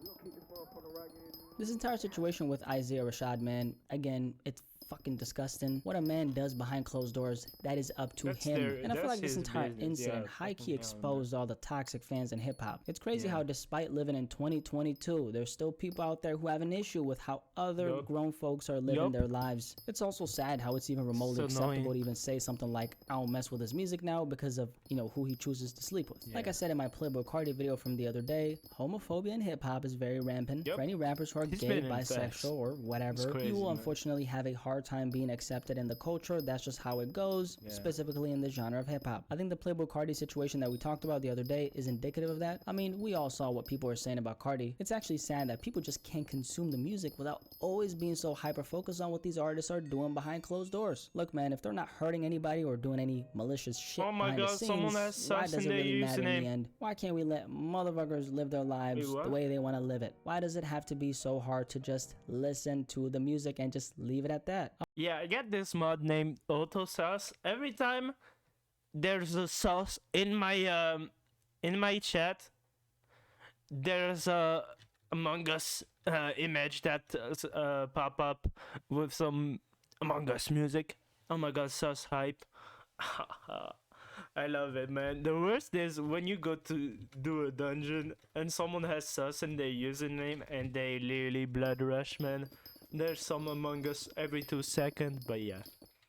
I hope Isaiah Rashad can push past this little hurdle right here, because that's what it is. It's just a little bump on the road. Yeah. I'm happy to see that he's made peace with the video, because at the end of the day, it's fucking amazing that I respect the fan that's still like mess with artist music even after this comes around, because a lot of fans are fake as fuck, and when there's thing like this, they're like, yo, I won't listen to their music again.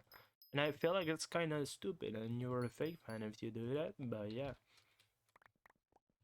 it's cool. I feel like the best fan base are the one that's always gonna mess with you, even if things like this come around. But yeah, I feel like it's disgusting that people would stop listening just for that.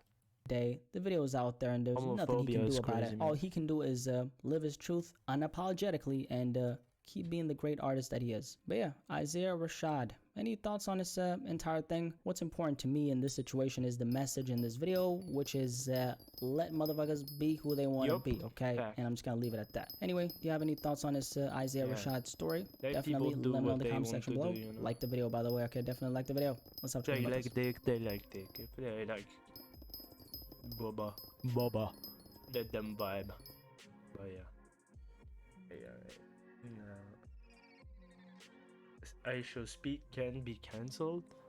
That's pretty true. iShowSpeed has suddenly become one of the biggest streamers on the internet. He's gained 7 million subscribers in less than a year and created a huge cult fan base. His fans consist of mostly 13 to 18-year-old kids that love to see him do wild stuff on stream. He sits around at 50 to 100,000 concurrent viewers, talking to an AI robot named Ben for an hour. Ben? I want to be friends. Yeah. Okay, we friends now? No. Recently, Speed was under fire for a toxic clip of him being towards women. He's playing Valorant and this guy yells at him about missing some shots. I'll try to put in a little bit of it. I don't want to get flagged though for it. Sorry, it was funny. What? Not the thing that he said to the girl. That was fucked up. Yeah, I don't think he should get cancelled for that.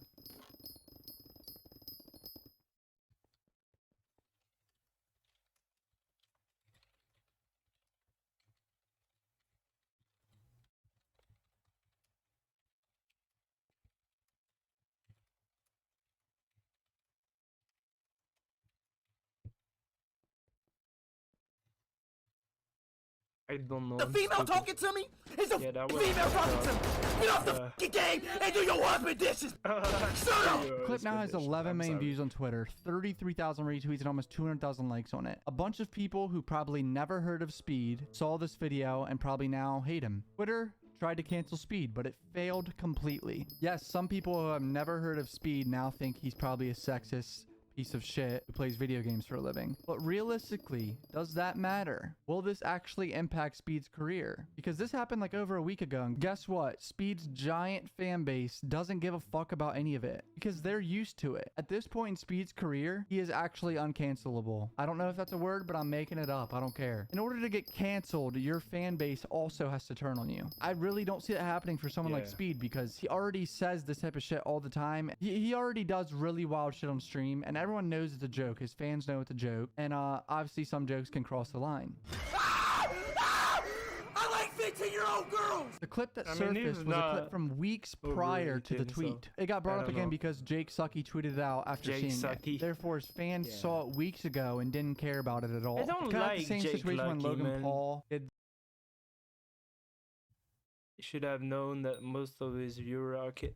I mean, yeah. People, I mean, he's definitely aware of that. I feel like 100%. But yeah, it was fucked up what he did. I don't want to, like, but trash talking has been a problem in video games for very long. So yeah, but I'm not defending him. I'm just saying Jake Lucky is he is a big hypocrite. But people can change too, but yeah, he used to say fucked up shit too, so I don't know.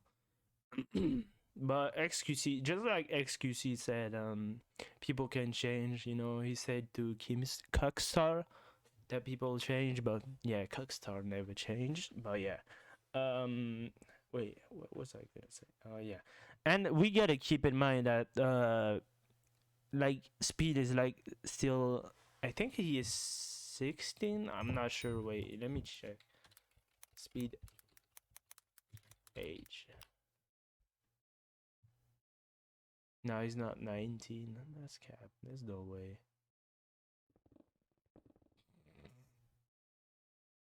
Wait. I show Speed. Bruh, I know he lies a lot about his age. Yeah, he's 17. I feel like he is still a kid, so don't know. He can make mistake. I feel like if he definitely need to change for sure. Cause on his stream he gets way too toxic, you know, and all. I mean, his stream is very toxic too. We can't deny it. He's been called the N-word a lot, so that's what he said. There was a lot of racist shit before he did that, so it's not an excuse. I would say, but I mean it just makes him probably stress and all, and I can understand that, but yeah.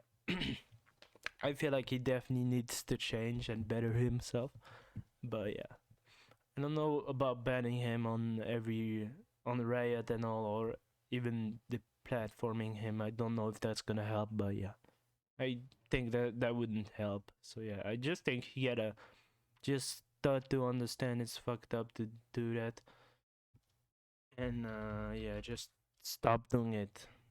But yeah, the dead body filmed in forest video, that and I'm was pretty sure it was like trending on YouTube, and his fans didn't care at all at first. They were liking the video. It was children watching the video like, oh my god. The explosion of media really didn't happen until a day later or 2 days later. A global head of gaming creators replied to it saying on it, which I thought when I saw it was like, oh, Speed's done for on YouTube. He's gonna get banned on YouTube 100%. But I think we're like a week or two later and nothing's really happened. I don't think. Maybe he got a warning or something. It's like after one this clip, of the YouTube's biggest probably YouTube, keeping an eye on him. Like, okay, we need to watch this fucker if he does anything else to cross the line. Is it okay for children to watch Speed streams? This was the big controversy that my mom got involved in. Yes, my own mother was under fire from Speed stands because he put up a video calling my mom a Karen, which I know someone works for him that did all that, but no, I would never say that. Really? What is up with this mother right here? Do y'all mothers like me, y'all? No, really? Oh my gosh. Probably thousands of kids DM'd me and my mom. We've experienced the fan base that can come at your neck if Speed doesn't like you, alright? Looking back at it, I think it's funny as shit. I loved every second of it. I don't think anyone under the age of 13 should probably watch his streams. Speed even said himself, he said he's not a PG streamer. I do think it could fuck with some kids' heads who are trying to grow and figure themselves out, because then they try to act like Speed and try to imitate him in school and say himself. He said he's not a second of it. That can come at your neck if Speed doesn't like you, alright? Looking back at it, I think it's funny as shit. I loved every second of it. I don't think anyone under the age of 13 should probably watch his streams. Speed even said himself, he said he's not a PG streamer. I do think it could fuck with some kids' heads who are trying to grow and figure themselves out, because then they try to act like Speed and try to imitate him in school and say ignorant shit that could get them in trouble, which is never good. The argument that a parent should be watching their children at all times is kind of impossible. I mean, every parent has to work, and children are going to be alone for a few hours out of the day doing shit, so they can secretly watch Speed if they wanted to. And TikTok is just full of Speed shit. If I'm scrolling through TikTok for an hour, I see a few TikToks of Speed doing dumb shit. The biggest app on the planet, Speed went viral on it. That's how he got his big break. So kids have really easy access to see Speed say ignorant shit. I'm gonna be honest, I'm a huge fan of Speed.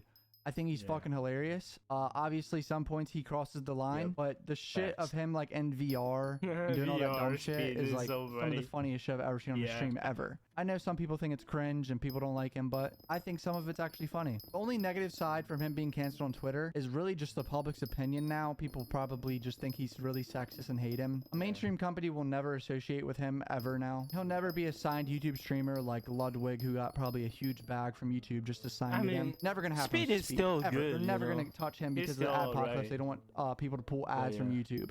But to be honest, I don't think Speed ever wanted that, or that was ever his goal. He just wants to sell merch, get a lot of views on YouTube, and be funny.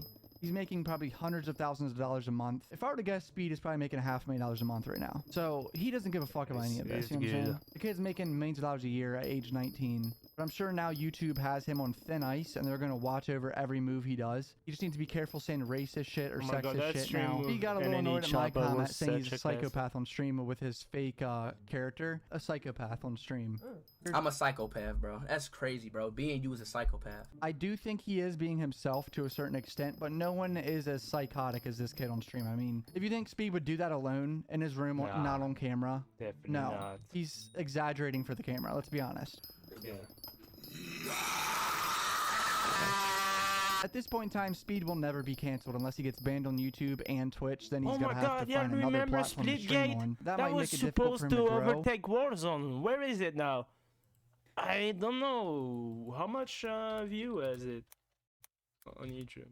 Oh, no, on Twitch. How much viewer? I gotta check, cause like I like this game, but a lot of people were talking shit and saying it was gonna overtake fucking Warzone. I don't see it anymore. Splitgate. I don't know. Where is Splitgate? Wait, so Splitgate. How much oh my god. 83 viewers. That hurt, man. That hurt, man. Man. I swear. Comment down People below what used you to guys say think. that we'll Follow me on Twitter, Instagram, overtake gaming channel, Warzone. podcast channel. That's Fucking love you guys. impossible. Peace out. Yeah, Speed is pretty wild, not gonna lie, that's pretty crazy. I think he definitely need to better himself.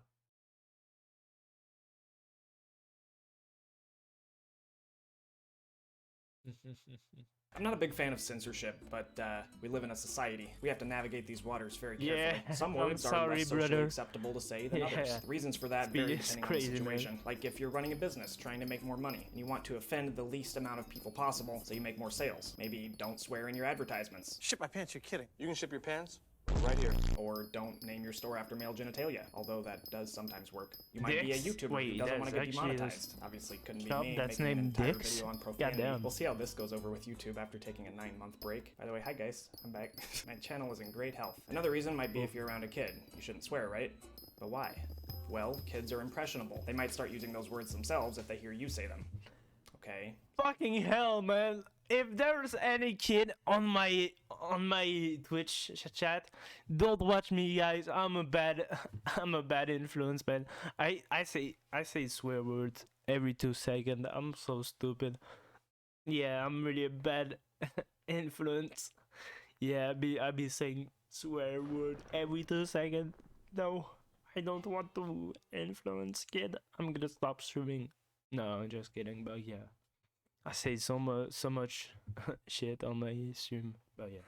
So, why does that matter? You're saying them. Are you holding children to some sort of higher moral standard than your own? Kids are selfish, non-contributing assholes who happen to be cute, so we don't kill them. You really expect them to be pure when you, an adult, have a more developed moral compass than any child on the planet? No. The reason kids shouldn't swear is not one more because it's stack and inherently then wrong we to get it. swear. I think kids just don't know how to swear correctly by our adult social standards. For instance, fuck you is much different than fuck off. Inflection and context is very important when swearing. As long as there's no hateful intent, I don't see anything wrong with swearing. People can say some pretty hateful things without profanity, and people can say some pretty loving things with profanity. In a previous video of mine, I said the N-word. Yeah, I know it's bad. Shouldn't say that, right? I was reading a comment with the N-word in it. I was actually disappointed by the use of it. You want me to start calling you faggots? I don't think so. I'm above that. So I'm gonna call you Nick. It wasn't a funny comment. I was pointing out how dumb it was. God damn it. But I said the dreaded N-word while reading it, and now some people won't let me fucking forget it. Some guy even made a remix.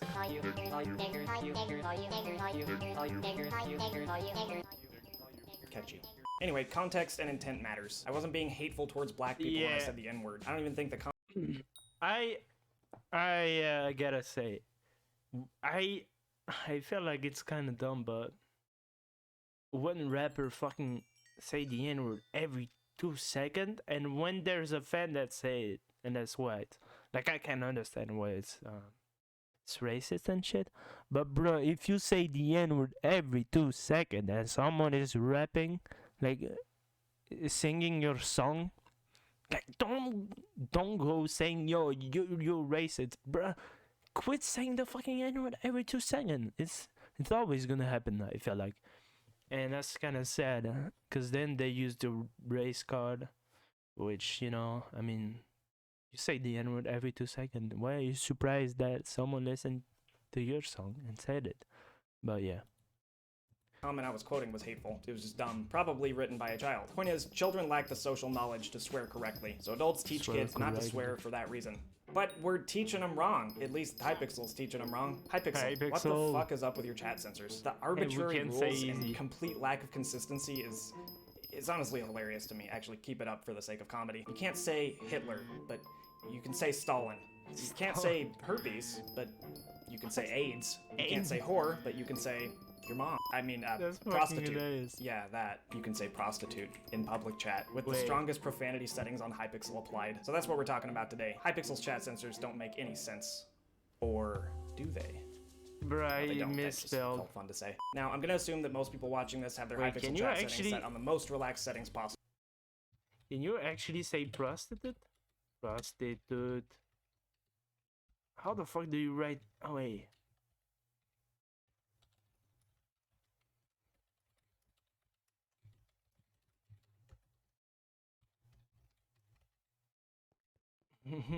Bruh, Hypixel really make no sense, man.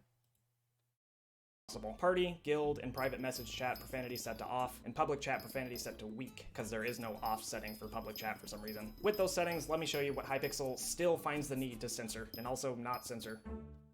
With the most relaxed settings, public chat is still lame as shit. I don't understand why party, guild, and private message chats are so much less censored than public chats if the chat settings are configurable. Why not just let people choose what they want to see everywhere? Why does every chat group except public have an off setting for profanity? Public chat is where I communicate like 70% of the time, but the most relaxed profanity setting there is weak, not off. Weak.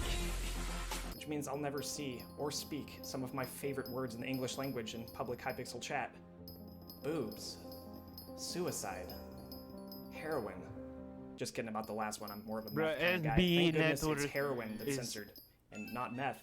It's not. Meth is not censored. It's so arbitrary. The word drugs is censored, but some of the most addictive and harmful drugs themselves are not censored. You can say methamphetamine, alcohol, nicotine, cigarette, but God forbid you talk about boobs, the most harmful substance to mankind. I actually do cuss a little. Do you? Also, What's your favorite curse word? Probably fuck. At least boobs are only censored with stars in public chat, but vagina, blocked. Everywhere. Thank God, penis, blocked. What Testicles, the fuck, blocked. Ovaries, that's okay actually. But almost anything remotely sexual on Hypixel, blocked. The word sex, blocked. Intercourse, no sex. That's also okay actually. Intercourse. As you can see, the double standards are absurd. What brain dead idiot designed this chat censor? Wait, hold up. We blocked your comment as it is breaking our rules because it involves encouraging violence or hatred towards other players. Don't tell me brain dead is blocked. Brain dead. Going brain dead making this video. At least you can say retarded. Alright, what about the slurs then? The R word is somehow not blocked, but brain dead is? What about sexist remarks? Bitch, a distinctly derogatory insult to women. Bitch. Nope, bitch is fine. Alright, we'll take it a step further. Cunt. So it's Speak censored English, in public chat, but not any of the other chats. Okay, cool. Now time for the boys. How about dick, a distinctly derogatory insult to men? Blocked from all chats. Wow, the male ego really is fragile, isn't it? Guess you could call that a cock block. And yes, cock is also blocked. But like, what if your name is Dick? I mean, I'm sorry your parents did that to you, but you really should be able to say your own name. And Dick is a pretty common name. There's like over 15,000 people in the US named Dick. And that doesn't even include the Richards who, for whatever reason, want to be called Dick. Yet the word cunt is barely censored on Hypixel. That's not a name. I've never met a single cunt in my life. Well, actually, I've met plenty of cunts, most of them men, in fact. But nobody named cunt. That would be weird. Kind of awesome, actually. Dick is weird too, but you get my point. Sorry to all the dicks in my audience. You're the real victims. All this is not even to mention how incredibly easy it is to bypass the Hypixel chat censors, which is against the rules, by the way, so don't do it, but here's how anyway. As most Hypixel players know by now, saying easy in chat will humiliate you in one of 29 sadistically creative ways. Those fuckers replaced our favorite toxic chat message, easy, with "Hey helper, I'll play game. I like Minecraft PvP, but you are truly better than me." Let's be friends instead of fighting, okay? Side note, Cypixel low-key encouraging cross-teaming with this one. So, you want to say easy without accidentally declaring your love for pineapple on pizza? Yeah, fucking hate pineapple. I love meth, that's good stuff. Just say easy. Or better yet, try...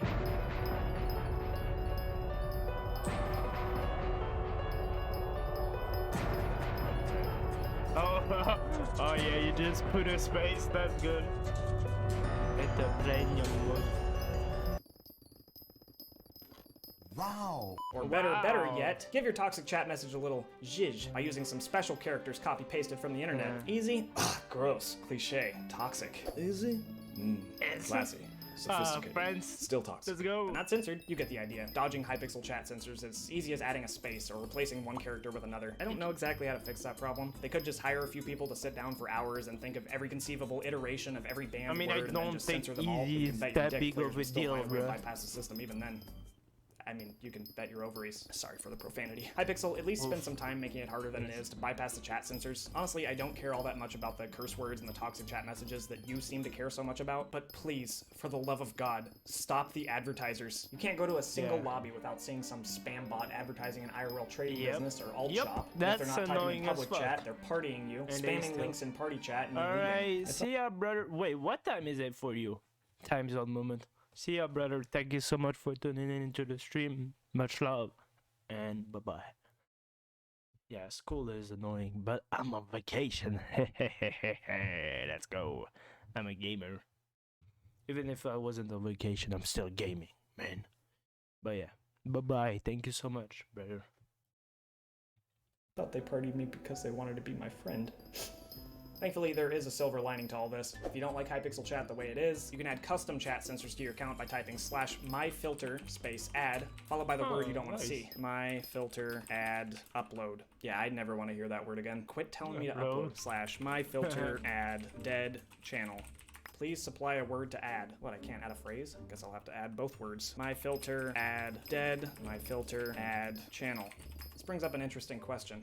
Is there a limit to the amount of custom word filters you can apply to your account? I'm gonna get a dictionary, one sec. That's probably, filter, add, fuck is that? A tropical beetle, I don't give a shit. The answer is no, there's no limit. There's no limit?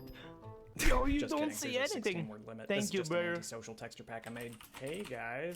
I wouldn't go through the whole dictionary Everything for a is probably censored. demonetized video anyway. Fucking Testing the crazy, Hypixel man. chat censors to see what was banned for this video was pretty fun. I couldn't find a comprehensive list of every banned word on Hypixel, just a few angry forum posts from people wondering why their own names were censored. And one of my personal favorites is the petition to uncensor boob. That's a cause I can stand behind. Anyway, I see what Hypixel's trying to do with their chat filters. They're just trying to optimize their business by creating a safe, wholesome environment for kids using their chat restrictions and also appealing to their older players with chat leniencies. It's a fine line to balance, I get that. I just think it could be done a little bit more meticulously. I'm not a game developer or a psychologist, but I've been around long enough to know that boobs should not be censored. Free the nipple! Yeah. Free the nipple. Oh, they don't censor nipple. Yeah. Just boobs.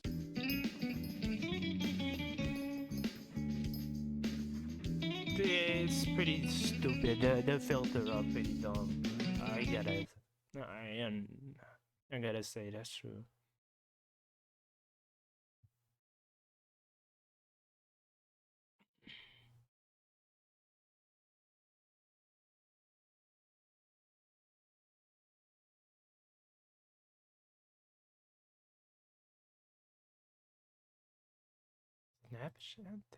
It had been a bad week for Evan Spiegel. His business idea called Future Freshman had failed, and his girlfriend of 2 years had just broke up with him. But then suddenly his friend Reggie burst into his room with an idea, a way of sending photos that disappear. Evan was immediately excited, and said he thought it was $1 million idea. He was wrong. It was a multi-billion-dollar idea.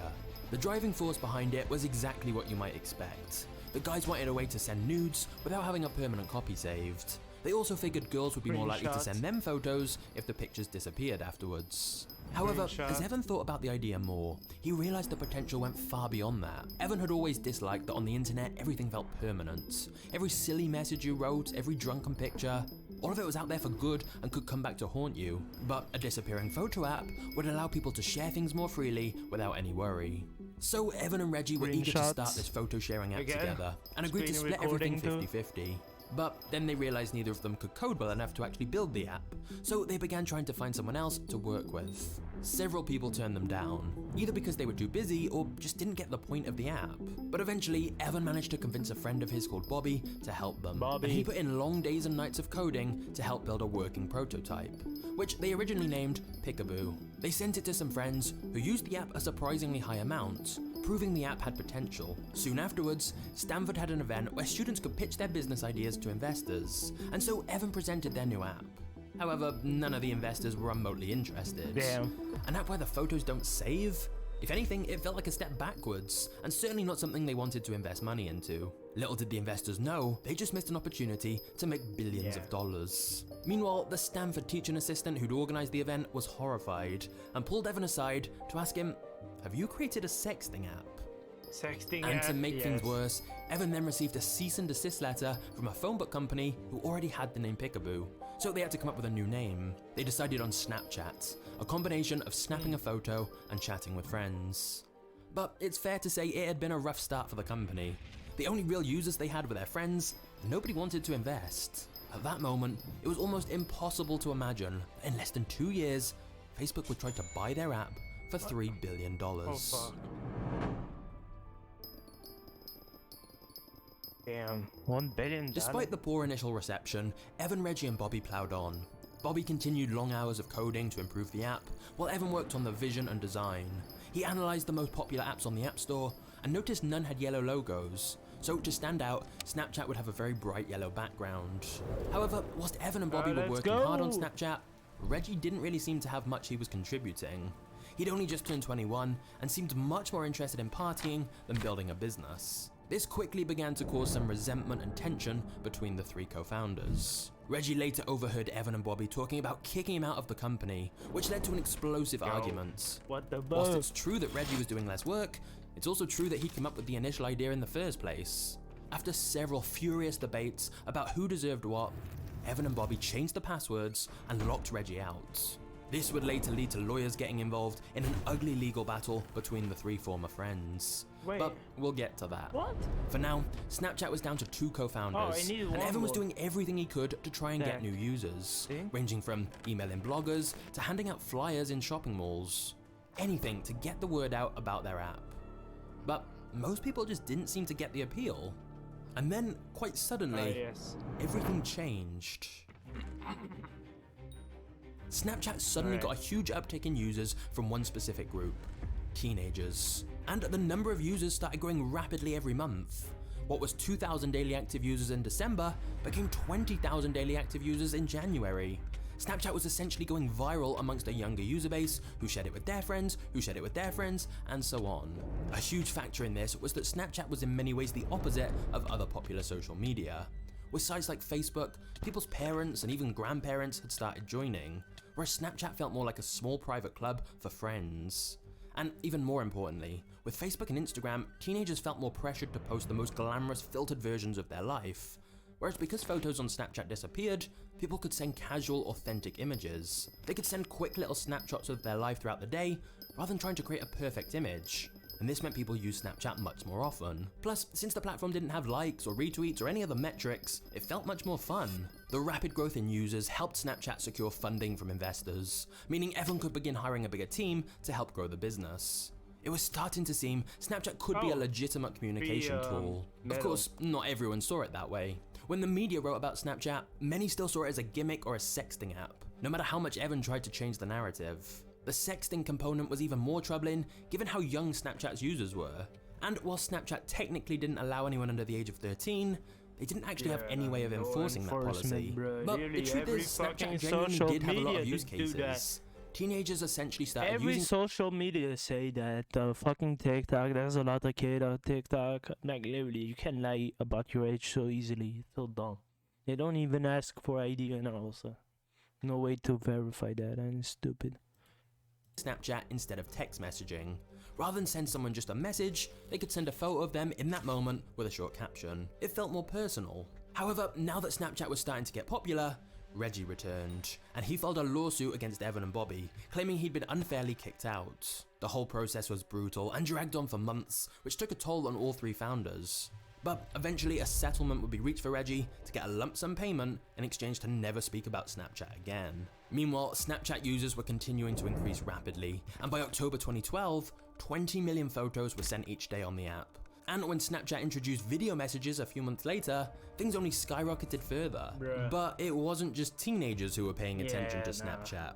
There was one man in particular who'd been watching very Mark. closely and was ready to make his move. Let's go. One day, Mark Zuckerberg emailed Evan inviting him to the Facebook headquarters, saying he loved what Snapchat was doing. The two arranged a meeting where Mark essentially asked to buy the company. He said Evan and Bobby could stay in charge, but be backed by Facebook's resources. But Evan declined, saying they didn't want to sell. At that moment, Mark Zuckerberg showed Evan a new app Facebook had created that they were about to release, called Poke, which was a blatant copy of Snapchat. The features, the format, the layout, it was all exactly the same. The implication was simple: you either join us, or we crush you with our own version of Snapchat. Facebook, of course, had far more money and users, so it could quite literally be the end of Snapchat. Evan left the meeting and ordered a copy of the same book for every Snapchat employee, The Art of War. If Zuckerberg wanted a battle, Evan wasn't going to go down without a fight. When Poke launched, Mark sent Evan one more email, just one sentence long. I hope you enjoy Poke. Facebook's new clone app immediately shot to the top of the App Store, since they pushed a notification to all of their billion users. The Snapchat team were understandably panicked, and the thought must have crossed Evan's mind that he should have just sold out when he had the chance. But Poke very quickly fell back down the rankings, and basically faded into obscurity. Poke did not catch on at all, and there's a couple of reasons for this. Firstly, because it was a clone, it quite literally offered nothing different to Snapchat, so there was no incentive for users who like Snapchat to switch. Secondly, a lot of people liked Snapchat specifically because it was separate and closed off from their other social media. They didn't want something that was connected to their Facebook account. So, Poke completely failed to take off, and within a couple of years, Facebook would terminate it completely. Not that anyone really noticed. And it got even worse for Zuckerberg. The whole incident gave Snapchat more publicity and proved to investors that Snapchat couldn't just be easily replicated. It also proved there was clearly big potential with this disappearing photo concept, if even Facebook was trying to do it. Evan would later call Poke the greatest Christmas present we ever had. So, in just 1 year, Snapchat had gone from an obscure, unknown app to now having over 1 million daily active users, sending over 100 million photos each day. Snap me had become a verb in the same way that people said Google it. Snapchat had taken on Facebook and won. Or so it seemed. But Zuckerberg wasn't going to give up that easily. Before we get to the next chapter, I want to tell you about our video sponsor, Public.com, an investing platform that helps people be better investors. You can buy to receive of their experience. Evan had studied journalism and was obsessed with the idea of users being able to not just share an individual photo or video, but create a narrative of their experiences.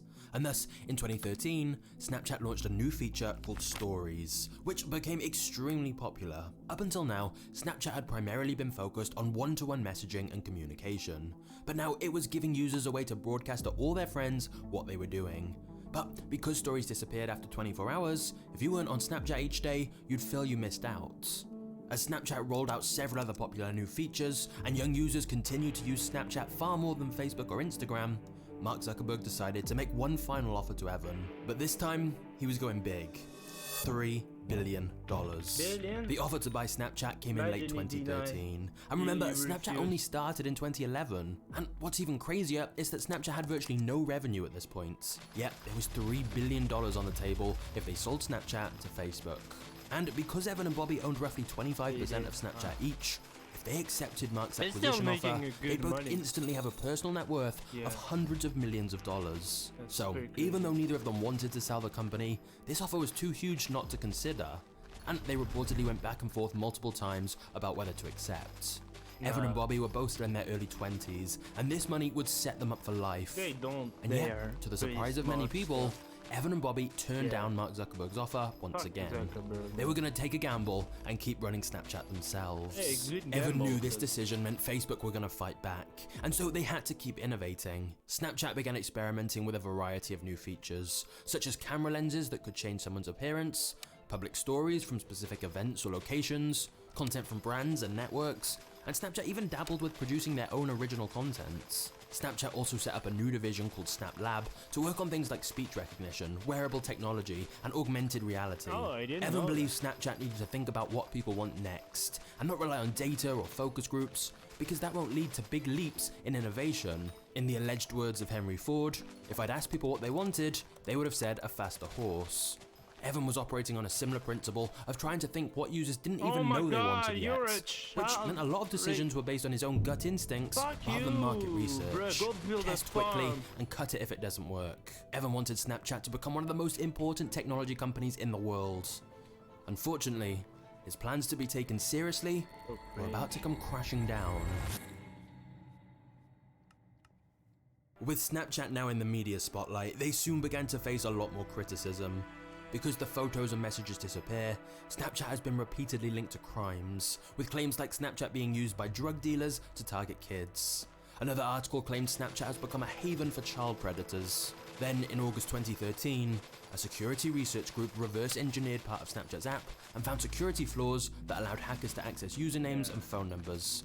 They actually told Snapchat, but they didn't respond and didn't seem to take the issue seriously.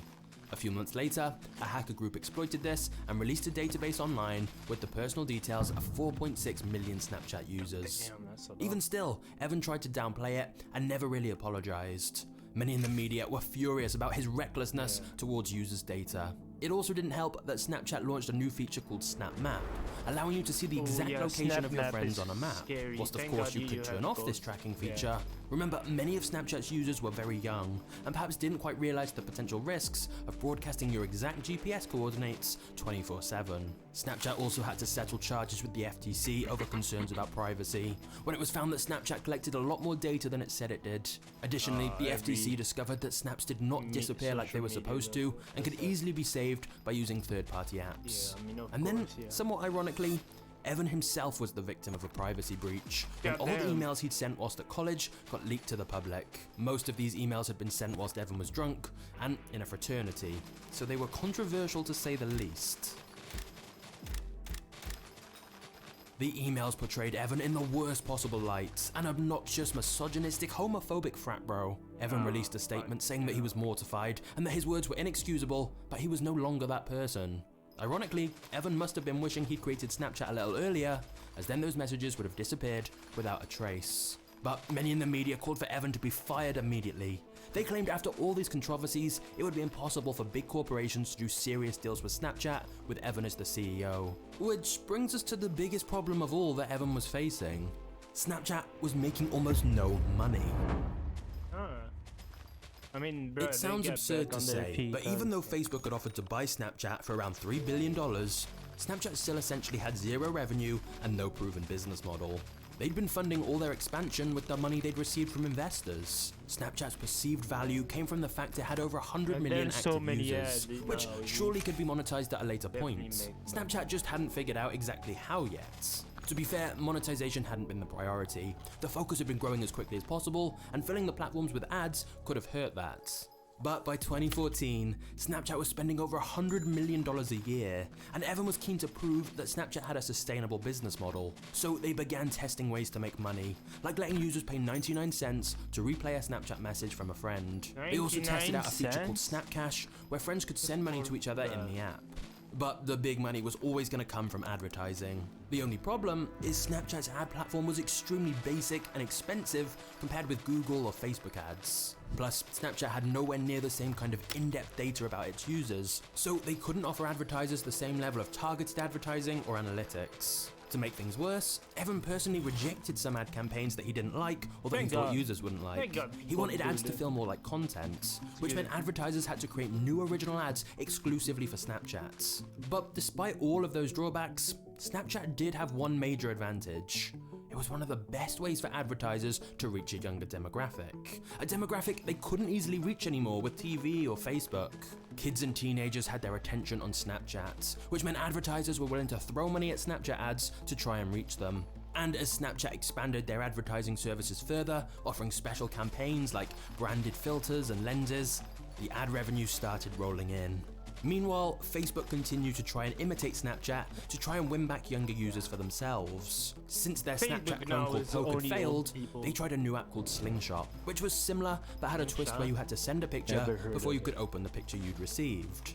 But it felt forced and unnatural and never caught on. But as well as making new apps, Facebook tried integrating Snapchat features into their existing apps, like adding face filters into their camera just like Snapchat, and adding the Stories feature on Facebook, Messenger, WhatsApp, and Instagram. And with that last one, they struck gold. Instagram Stories really caught on. By the middle of 2017, it was getting 250 million daily active users, far higher than the 166 million daily active users on Snapchat Stories. Even though the feature was essentially a clone from Snapchat, Instagram simply had more users, and thus Instagram was used more. At long last, Facebook had succeeded at copying Snapchat. Not long after, Kylie Jenner infamously tweeted, "Does anyone else not open Snapchat anymore, or is it just me?" This led to Snapchat stock losing $1.3 billion of value. Some wondered if this was the beginning of the end for Snapchat. And yet, if you look at what Snapchat are actually working on right now, this could in fact just be the beginning. In 2016, Evan renamed the company to Snap Incorporated and began plans to expand the business beyond Snapchat. Their extremely simplistic website states that Snap is a camera company, and they believe that reinventing the camera represents the greatest opportunity to improve the way people live and communicate. Snap then announced their first move into hardware with the launch of Snapchat Spectacles, a pair of sunglasses that with the tap of a button will record a video which is wirelessly sent to your Snapchat account. Evan tested them out himself on a hike and commented, "When I got the footage back and watched it, I could see my own memory through my own eyes. It was unbelievable." That's because the glasses record video in a 115-degree circular format, mimicking how the human eyes see things. Admittedly, it may sound like a dystopian Black Mirror episode, and Evan was quick to downplay comparisons to Google Glass by saying there'd be a light on the front so people knew if a user was recording anything, and Spectacles were simply a fun toy. But the truth is, Spectacles could be so much more than a toy because of Snapchat's heavy investment into augmented reality. The world got a first taste of AR with Pokemon Go, but once the novelty wore off, the hype seemed to fade away. But Snap has been leading the way with AR ever since, with its camera lenses that can change the world around you. And this goes far beyond dog ears and vomiting rainbows. Snap are already working with brands to let people see what their clothing would look like if they were wearing it. But even more interestingly, check out this promotional video. Now, Snapchatters can join a persistent shared AR world built right on top of the physical one. You and your friends can step into these worlds together, collaborating creatively and experiencing a whole new dimension of AR. Now, that may look kinda cool, but you could just say it's still a bit gimmicky. However, that's where Spectacles could come in. Instead of seeing augmented reality through a phone screen, imagine seeing it through AR glasses that you wear all day. It would quite literally be a whole new way to see the world. It's a bit like that scene in Free Guy where he puts the glasses on and suddenly there's this whole new layer on top of the world. A layer where anything can be added or redesigned. Truly unlimited creative possibilities. In fact, because of everything Snap's doing with AR, along with its acquisition of Bitmoji, which lets users create a virtual version of themselves, some believe Snap could also play a big role in the metaverse. Once again, putting them in direct competition with the Facebook, metaverse is or such as they're a now fucking called, joke. Meta. However, we'll cover the metaverse in a future video. For now, it's unclear exactly what Snap's endgame Don't take is, that shit and because its seriously, demographic it's skews so literally young, just VR. many don't even realize that Snap has been quietly innovating, secretly making acquisitions, and investing heavily in areas like machine learning and artificial intelligence. It's often still referred to as just a messaging app for kids. But what started out as an app for sexting could soon be at the forefront of many new exciting technologies and changing how we experience reality. Or, on the flip side, it's also entirely possible that these new experiments fail completely and it's Zuckerberg who has the last laugh. All we know for sure is that the story of Snapchat still has plenty more twists to come. However, while Snapchat has been repeatedly copied, lately Snapchat have been doing some copying of its own. Like when they launched a feature called Spotlight, which is essentially a TikTok clone. But that didn't stop kids illegally making millions of dollars from it. To find out more, just click here to watch the next video. I'll see you there. It was a cool video, Cheers. not gonna lie. It was a pretty cool video. Alright. That was the W video. Well, it's like every reactor would say, the W video, man.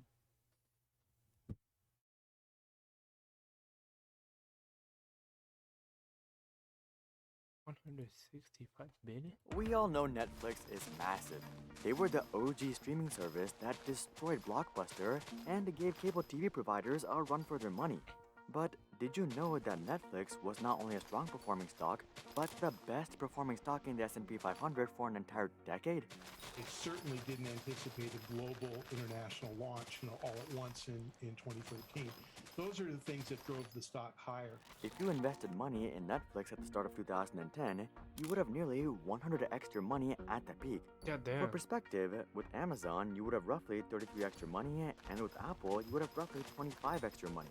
Considering this stellar performance, Netflix is often grouped with the top tech companies in the world, even though it's only a fraction of the size. Once the pandemic hit, Netflix stock just skyrocketed even more as people binge shows and movies on Netflix as they didn't know what else to do. I gotta go take a shit. Over I'm the not past gonna lie. couple of months, Netflix. BRB. Wait. Alright, BRB.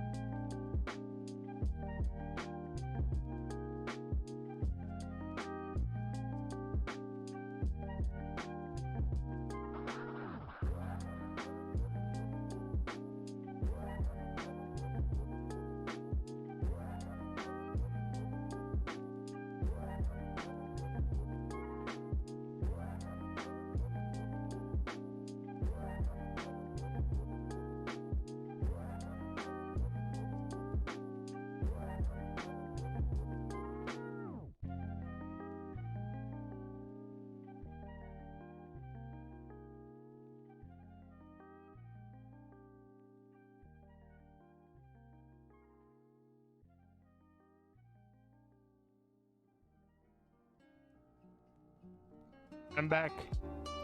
Let's go. Netflix hasn't been doing so hot. Alright, still In bronze. fact, Netflix is down over 50% within just the last 4 months, which correlates to a $150 billion loss in market cap. This makes Netflix the 5th worst performer in the S&P 500.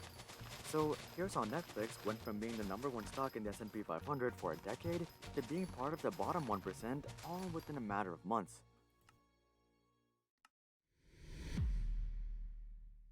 One of Netflix's most deep-rooted problems is that they're dependent on the traditional TV and movie industries for content. In other words, Netflix's ability to have a large and diverse library of content is extremely dependent on how many licensing deals they're able to make with production studios. Now, Netflix has been well aware of this since the very beginning, and that's why one of their biggest focuses has been producing Netflix originals. Over the past decade, they have pumped out several phenomenal series like BoJack Horseman, House of Cards, Bruh, and of BoJack course, Horseman Squid is Game. fucking Aside from amazing. these originals, they've also bought tremendous shows like Money Heist and Lucifer. But at the end of the day, Netflix's original content and strategic purchases only account for a Yeah, that fraction shit of their entire made library. me cry so This much. means that if production studios were to boycott Netflix And made me for laugh one a reason lot, or another, too. Netflix would lose most of its content and probably a significant portion of their subscribers. From the very beginning, many studios have refused to license their content to Netflix. And with time, the proportion of studios that refuse to work with Netflix has only increased due to the rise of competitors. By far the biggest competitor against Netflix is of course Disney+. Yeah. Disney didn't even launch their streaming service till November of 2019, or Disney's- just over 2 they years can ago. just drop But something despite and their recent entrance into the easy. market, they already have nearly 130 million subscribers. Yep, For that's fucking perspective, crazy. Netflix currently has 221 million subscribers. So Netflix does still have about 90 million more subscribers. But if Disney was able to make up half the ground within 2 years, imagine where they'll be within 5 or 10 years.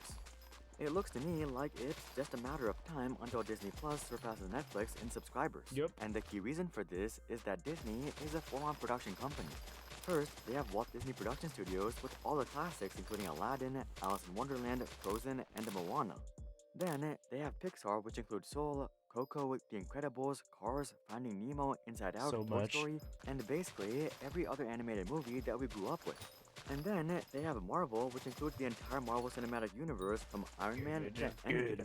It's The only thing they're they're- missing is a few Spider-Man movies. And then, they also have the entire Star Wars universe, and we can't forget about The Mandalorian.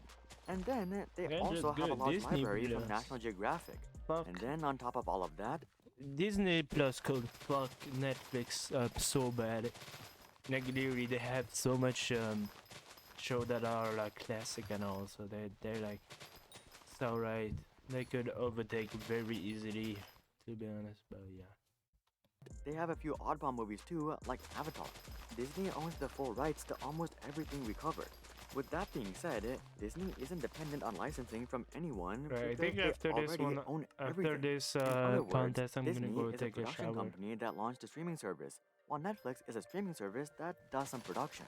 And as more production companies launch their own streaming services like Paramount Plus, it's just going to become harder and harder for Netflix to retain content and subscribers.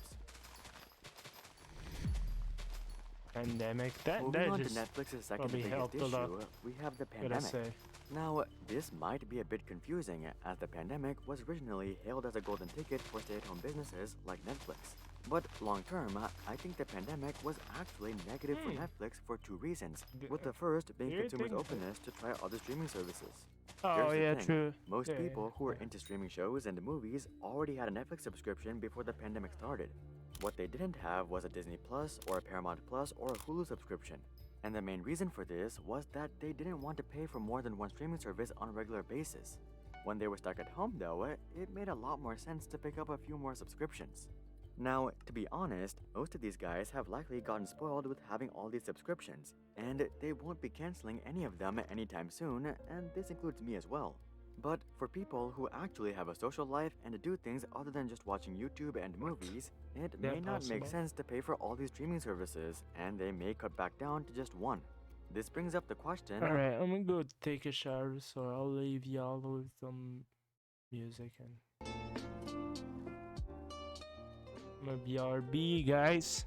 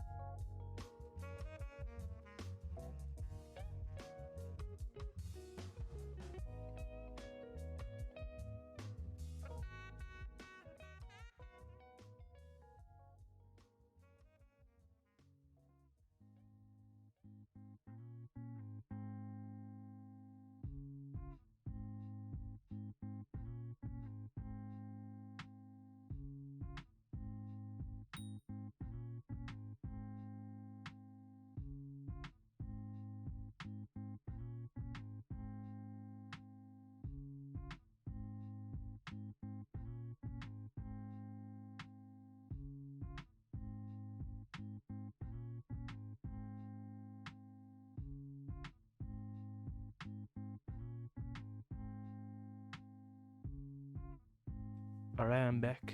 Let's go. Hey. Of which subscriptions will they cancel? But really, this doesn't even matter because the net gain will always be in favor of the competition. For example, Disney Plus has gained 100 million subscribers since the start of the pandemic, while Netflix has gained 40 million subscribers. 40 now, million. let's say 10 million subscribers who have both subscriptions decide to cut down to just one. Even if all of them choose to stay with Netflix, Disney Plus had a net gain of 90 million subscribers, which is over 2 times Netflix. Also, realistically, the split will likely be closer to 50-50 and might even lean in Disney's favor. Moving on to the second reason that the pandemic was bad for Netflix in the long run, we have the seriousness of the competition. Before the pandemic, the streaming business was simply an addition to many production companies' businesses. But during the pandemic, streaming became one of their top priorities. Take Disney, for example. Before the pandemic, they were consistently launching movies that pulled in over $1 billion at the box office, and they had theme parks all around the world. But when their revenue from theatrical releases and theme parks go to zero overnight, where do you think they're going to shift their focus? The answer is obvious: streaming.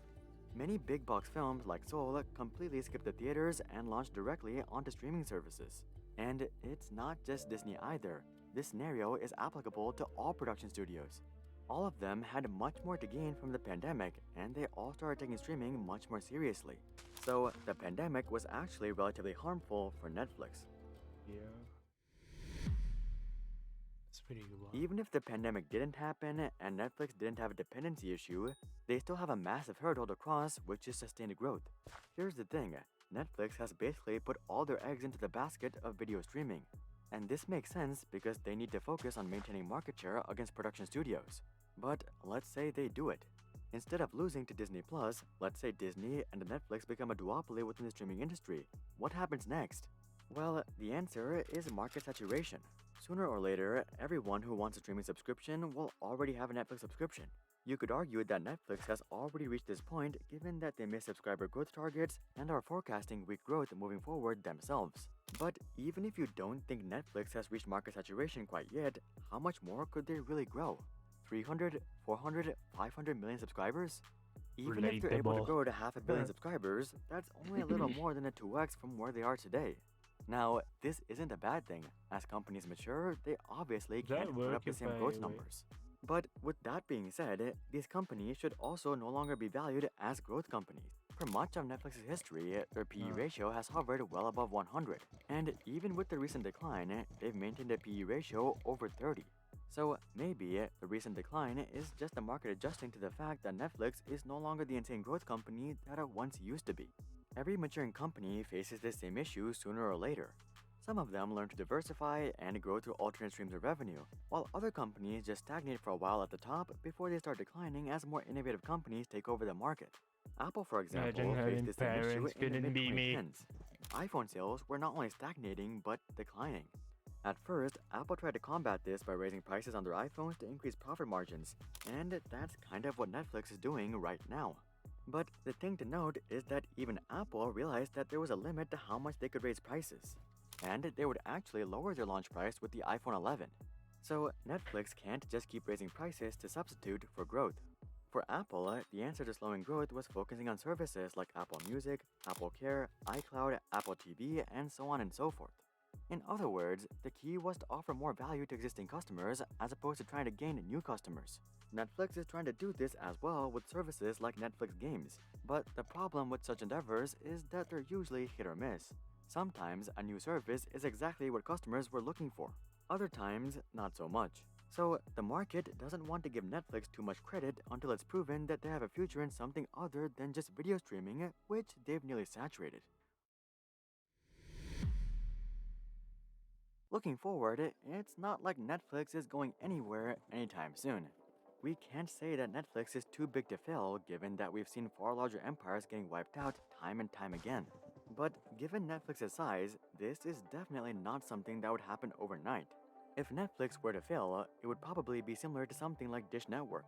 It would start with a decade of stagnation, followed by a decade of subscriber losses to the competition, followed by the decade in which Netflix would actually collapse. So Netflix has at least 2 decades to figure something out here, whether that's expanding their services into gaming and live streaming, or whether that's becoming a full-on production studio themselves. Given how much time Netflix has, you would think that they're safe. But then again, you could have said the same thing about Dish 10 or 15 years ago. Now personally, I think Netflix is a much more innovative company than Dish. After all, Netflix is more of a tech company than a media company. So I'm sure they'll come up with some creative solutions, especially with Reed Hastings at the helm. But only time will tell. Who do you guys think will win the streaming wars? Comment that down below. Also, drop a like if you're thankful that Netflix pioneered streaming. And of course, consider checking out our international channels to watch our videos in other languages. And consider subscribing to see more questions logically answered. But until then, I'm Hari, and I'll see you guys on the next one. I wonder, I hope this is not bannable, because this is very useful. And like, when I hit the... Wait, alright, it's kinda long, but... When I hit there, drop here, and I go there. But I wouldn't... I don't know. I don't think that's bannable, but I don't know. Is it bannable, Fish?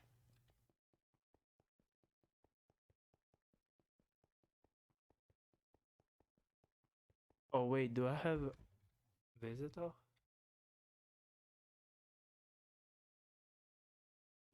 Oh, okay, well, thank God, because that's like super useful. Wait, how do I enable visits? Because that makes me look like I'm a macro. I'm not a macro visit anymore. Alright, alright.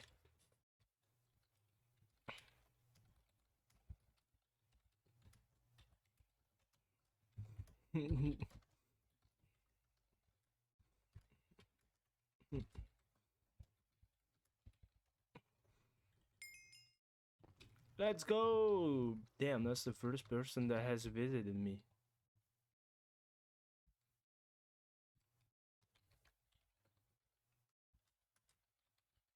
Potato farm. Potato. Oh, well. I guess this is mine. Thank God.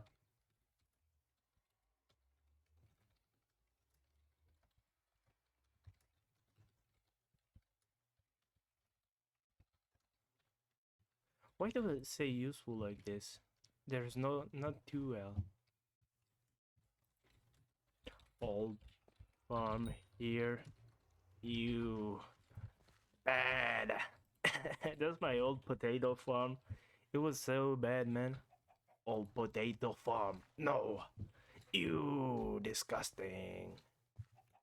I can't be asked to to destroy that, not gonna lie. Chicken. KFC. 30. 40. Freak. 30 McChicken. Holy freak, 30 McChicken, bruh. 30 McChicken, bruh. Holy freak. I can't do his voice, but yeah. Chicken fucking minion, let's go. Alright, I'm just gonna void. I don't really care. Oh my god, oh, I thought I voted something more important. That's alright, actually. Fucking love.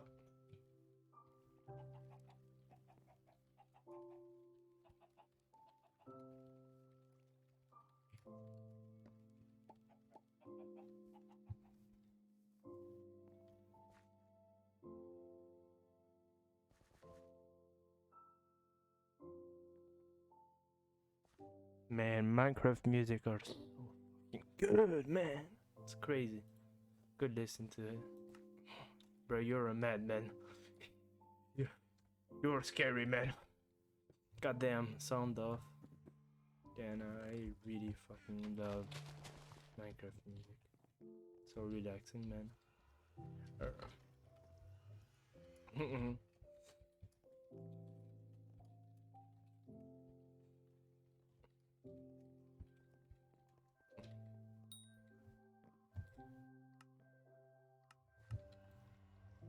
Alright, well, back to grinding cobblestone, lol.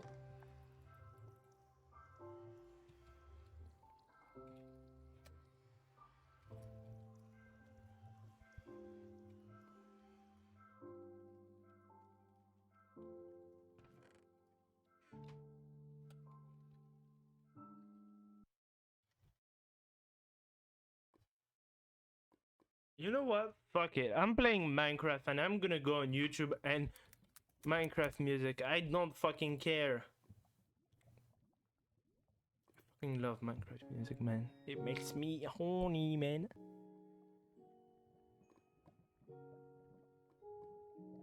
Alright, put the music at 0 because yo, wait.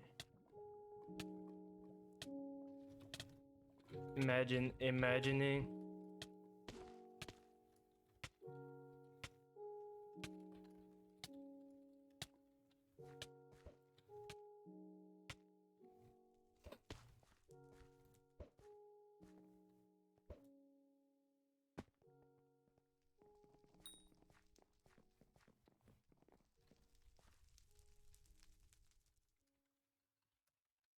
that's deep, bruh.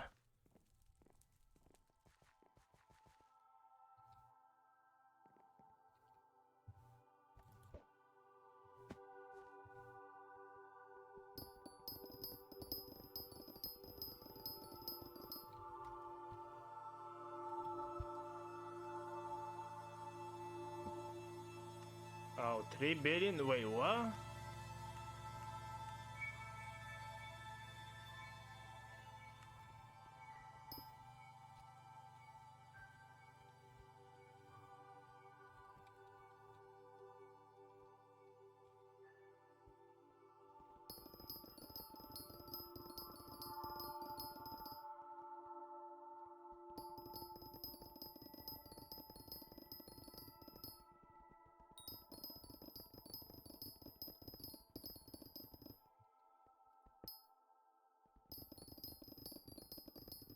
So wait, does it? Does he like switch to oh no, he just used the push sword. Interesting. Hmm.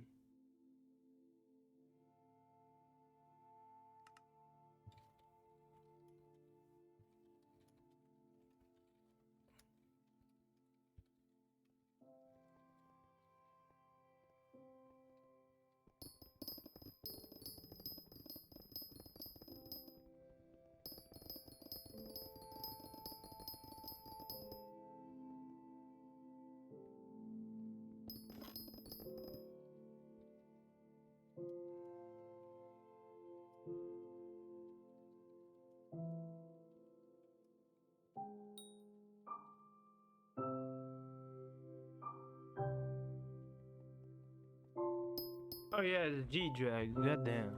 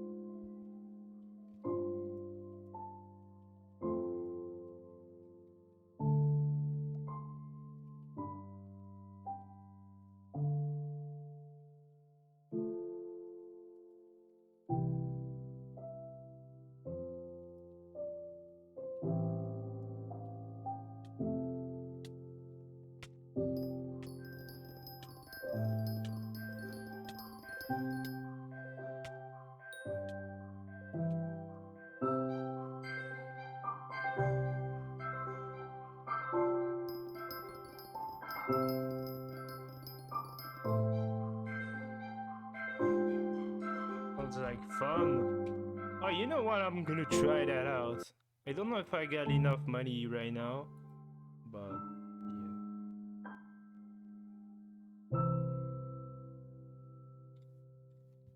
yeah. Visit Astray Big.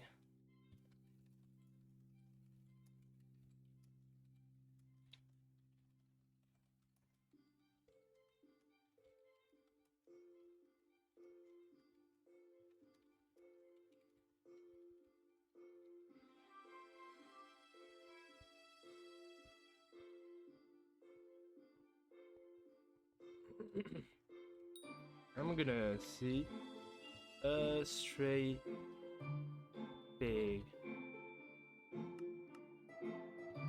Let's see what is the most efficient way to rank cocoa bean. God damn, boy.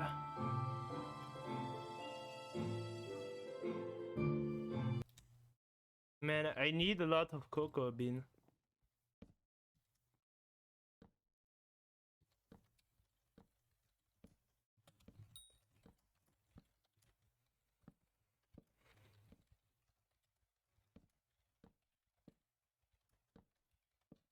Man, I need to grind replenish on my Iron Man. Go up, add a straight big lol. Imagine. Yeah, this man is crazy with the farms. For real. That's fucking wild, man.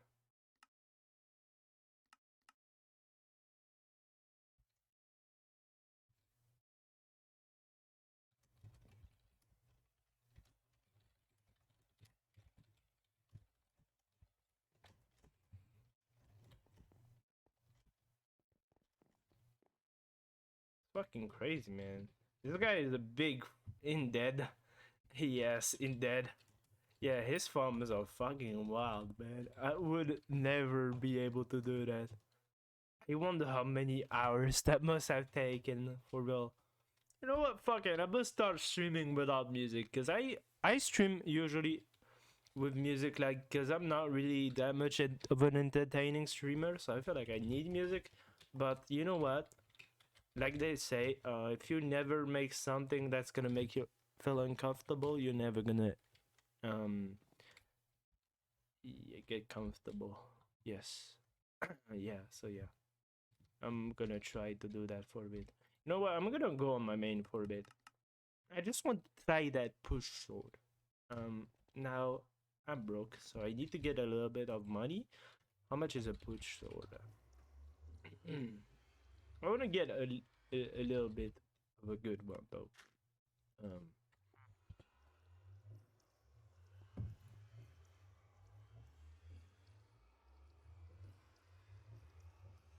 Alright, alright, let's go metal mining. That's like the best money making method for me at the moment. Gemstone is so inconsistent, so gonna do that. Wait, I wanna wonder. I wanna wonder, yes, I wonder. Can I like, do I not die if I have that armor and metal golem? I wanna try. I don't have the push sword yet. I'll get it soon. I wanna see.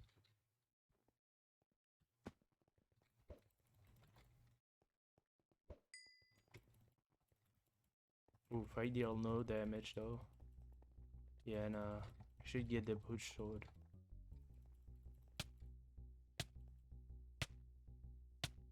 Are you invincible or? No, you're not invincible, but they're gonna take a while to kill you. Oh yeah. Pretty cool. I need to get some money and then we're gonna get a push sword and try it out. Oh my god, that helmet of Devan without the chamber is not that crazy, you know? But hey. Not in the mood to look for a worm fishing cord online. But yeah, when is the next free metal test? Next one is no, that's hella competitive. This one too, probably.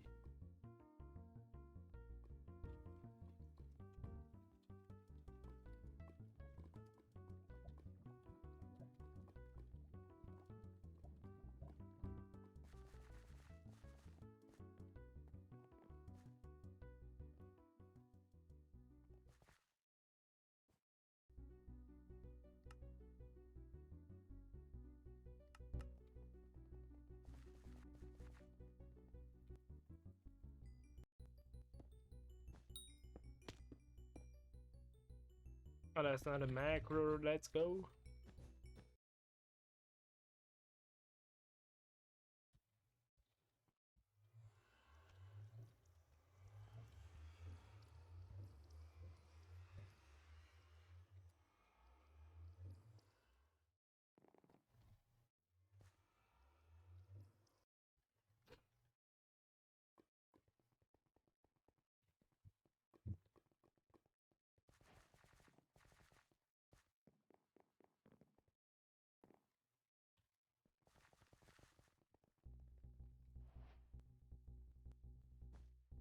That's a macro. Yes.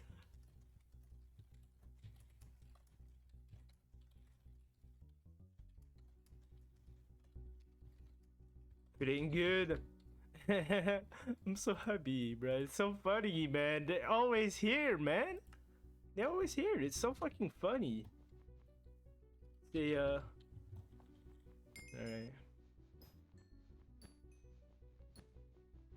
Bruh, it's so funny. There's always macro here. It's wild. It's like their favorite place to go. But yeah. You know what? Maybe I should watch some video while mining. Actually, it's gonna be very boring.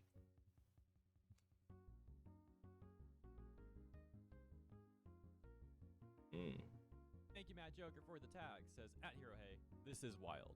The tweet that I'm tagged to from Luna Cross reads, "Bruh, this girl needs to chill out. Imagine using the VTuber tag while you're doing your sexual ASMR streams. You were one of the top streamers in the tag at the time. Sure, my wording's not the best, but still, report me. I don't care." Luna Cross also included images of the DMs they had with this person.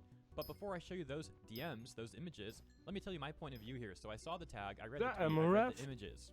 Then I decided to check out that streamer's stream for myself, and I was met with her ranting about VTubers for about 5 minutes. Then I had to tune out. It was too much. Unhinged level of ranting. Oh my god, and no. then I came back about an hour later just to check up on the stream to see if it was still live and if she was actually doing anything else, and she was still ranting about VTubers an hour later. Oh my Now, to god. be fair, I don't know if she was going off for an hour straight, or if it just happened, or if I just so happened to come back when she was ranting again, but there's a very high chance that she was ranting for at least an hour straight about VTubers. Fucking I'm funny. going to show you a portion of her rant, but first, let's return to Luna Cross and the DMs that Luna Cross had with this streamer. Luna Cross says, "Hi there, just wanted to send you a quick reminder that you're using the VTuber tag. That's kinda against the terms of service, so if you could be so nice as to remove it in the future. It's been upsetting a lot of VTubers, including myself, when you get IRL streamers using a tag that is meant for people like us. It would be appreciated. Thanks." And here's the streamer's response. "Tell that to XQC. Don't ever send me this crap again in my DMs. This is so rude, disrespectful, and stupid. I can't even. Screw off. Tags can be used by anyone. It's not against terms of service. The bigger streamers use it for visibility, so why target a small streamer like me? People like you really make me sick, really and truly. Hope you have the worst week. Why don't you focus on making better content for your own stream? Then you wouldn't have to worry about other people. Stop being that trying to control other triggered, people. man. It's Freaking alright. Weirdo. How dare you use me as an example? I've reported you for harassment to Twitch." And then we have a message saying, "You can no longer direct messages to this person," meaning that streamer probably blocked Luna. Now, Hey, really how quick, people before we proceed any fucking further, block let me mention, if you did not see my segment, other yes, people before they respond. That's such a pussy move. But yeah, I get that fucking gas, man. Hey, are they gonna let me yesterday. solo it? Currently, Goddamn. VTubers are talking about Sheesh. an issue, if you Potato, believe it's an issue, potato. maybe you don't, where streamers that are not VTubers are using the VTuber tag over on Twitch, and that has included high-profile people, so to speak, like XQC and also Amaranth. I will also add that I did not personally see evidence of XQC using that tag. I'm not saying it's not out there, I just didn't see it, but I did see evidence of Amaranth apparently using Oh, it. they So lag. next I'm going to show you a portion of the stream I managed to catch from the streamer who I am leaving unnamed, by the way, if you did not notice, where I managed to tune in for a little bit and catch part of their rant. If it was a real person hating me, maybe I would take the criticism. Bruh, but if it's just oh my anime girls God. like that are 10 years old You're with their tits cringe. and ass out hating on me, how can I take any of you seriously, bro? Who are you? cannot. I can't take any of your criticism seriously. Oh my God, that's... Bro, show me a real face. You know what I mean? Show me a real person behind that account. Okay, I'm gonna go and chill now and change. And then when I come back, I swear I don't want to see nobody else tag me in no shit. Out of anybody that can say anything out their mouths, you know what I mean? Out of anybody on Twitch that has a leg to talk on. Oh, you gotta fucking... You think that you have any Gotta- leg to talk on if you are a VTuber that literally baits old men because you're dressed So like weird, a young, you're literally People are so using weird, Japanese man. women. Yeah, you're talking about what That's I'm so doing. racist. You're literally degrading Japanese culture to bait old men. Like, I don't know what you want me to say. Okay, let's stop there for a moment. You- As far does as I she not understand, know the that only there's thing that happened was male some VTuber? people asked her to stop using the VTuber tag when she's not actually streaming as a VTuber. And yeah. And she's this upset Using over it. VTuber tag when you're I'm going to literally play even talking more of the shit clip for about you as well. She VTubing. gets What the even more fuck is wrong upset. with you? But first, I would like to also add this. Yesterday when I talked about this situation, I was still trying to understand how this whole tag thing on Twitch works. Because I don't really use Twitch. I don't know if it's normal Twitch culture, so to speak, for people to just put a bunch of tags on their streams, if that's the norm over there, or if it's not. Yeah. For example, here on YouTube, Tags are not it's that not the crazy norm. on You're Twitch, not to be supposed honest. use different tags for your content if it has nothing to do with your content. There's a specific name for it, actually. It's called misleading metadata, and it can even penalize your account. Once again, however, I'm not aware of how that all works on Twitch, but I will say, if people are not supposed to be using the VTuber tag and they're using it anyways, you gotta question why they're doing that. As mentioned, apparently XQC has been doing that, and we have seen Amaranth doing it herself. The unnamed streamer in this video also apparently using the VTuber tag when she's not a VTuber and she seems to hate VTubers. Now, one thing she used for her So defense funny. was saying that she's just a small streamer and why are people going after her? Well, as I mentioned, people have also talked about But other do you high-profile go streamers, if you wanna after use that term, VTubers? who are also apparently using this tag. And for that matter, while she is a smaller streamer, her stream, at least when I tuned in, still had around 400 to 500 viewers. Yeah, so once no, again, you that's gotta not question why small people at are all. using the VTuber tag if they are not actually supposed to. The And it fuck? kind of does seem like people want to attract VTuber audiences to their streams. Like they're hoping to break into a new community or something, so to speak. That when people go to Twitch and they search VTuber, they're going to see these other IRL streamers on top that are not VTubers. I and they think might click their nobody is streams and clicking on convert that, to this be audience, honest. so to speak. If they're into their searching for audience. VTuber, And they're if not that gonna really is the watch case, that's IRL a scummy streamer. thing to do. Look, I've seen a lot of people from the EN VTuber community complaining about complete nonsensical issues. In this particular situation, it very well may actually be a valid issue that's going on. Now, let's continue with the clip. Bro, if you're a real streamer, you're gonna say what you have to say about these people that want to dress like little girls and bait people and be pedos. Using You're a word so that describes some of the weird. worst Ah, people on so this weird, planet, man. in this universe, Literally because someone not. asked you to use the proper tags for your stream. Yeah. I know, Shadow, exactly, Shadow. The context here is Exactly, this person's Shadow Shadow. in her chat said, FYI, Japanese culture is actually pretty bad, I hope you realize. I know, Shadow, exactly, No fucking exactly, shit, Shadow. every And fucking bro, I culture literally has listened, Shadow. I agree with you. I've listened to like lectures from Japanese women about how their culture is so just used and how they're degraded so much in their society and culture because of the people like that do those things, and then they're gonna hate Bro, on that's me. so cap. There's something hilarious about Mm, her agreeing no with someone in her Japanese chat say who said that. that Japanese culture is pretty bad, and then her going off on her own rant about that stuff, while she is streaming with a bunch of Pikachus in the background. Look at what you're doing to society, bro. If you know what I mean, bro, you're pretending to be a little Japanese girl for views. Bro, that's We're male hearing these trends, VTuber! so I'm just gonna put some gameplay over Fucking the audio for anyone stupid. that's getting bored of looking at the same screen. Oh my god. Truth. Bro, when you watch stuff online that's So 18 plus, retarded, man. those things are moderated. So you don't see much of little Are you girls and that things like that. That shit gets deleted from the internet. But then you have people on Twitch complaining about people like me, but they circumvent those rules and they are perpetuating something so disgusting, chat, that I can't even portray how disgusting it is to you. How they've circumvented laws and regulations on the internet to act like little girls to bait men. Come There's on, don't male VTuber. Okay, so I have to question, what exactly is she talking about here? I thought we were talking about VTubers. And from what I've seen, and I've been watching VTubers since early 2020, they pretty much just play video games on stream. So I don't really understand what she's ranting about here. To me, I saw someone ask her to stop using the VTuber tag. I saw her apparently send a bunch of nasty DMs back to that person, block that person, and then go on this rant on her stream. So I don't really know what she's talking about here. That's all the context that I have. How much fortune do I have with sitting in their basements, pretending they're little girls to bait children. Bro, I'm telling you.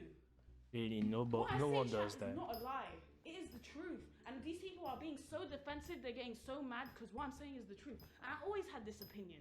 It wasn't just because they bad opinion. Tell me this. I always had this opinion.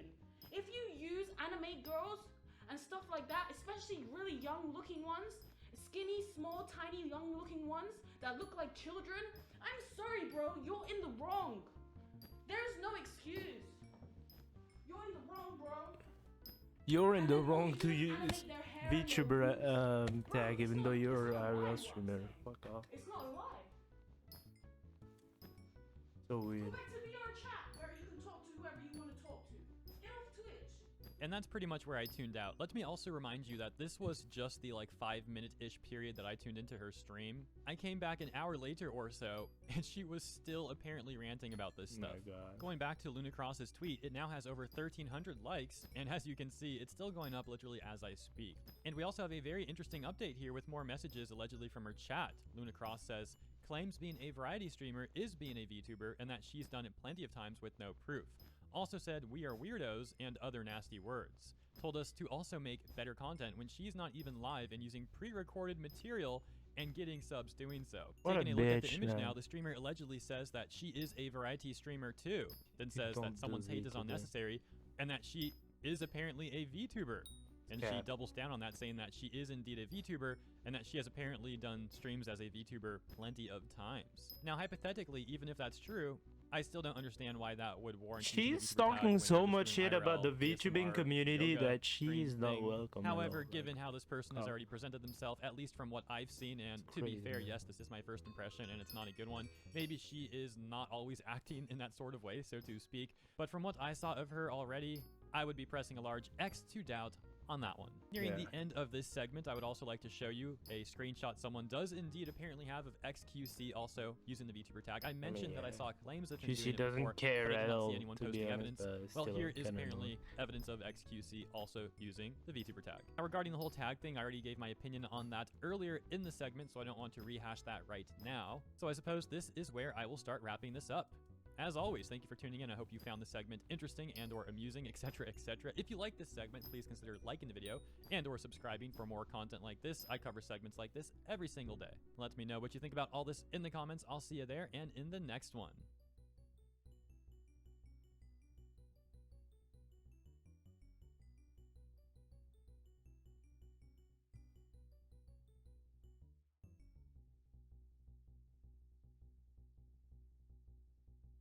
All right.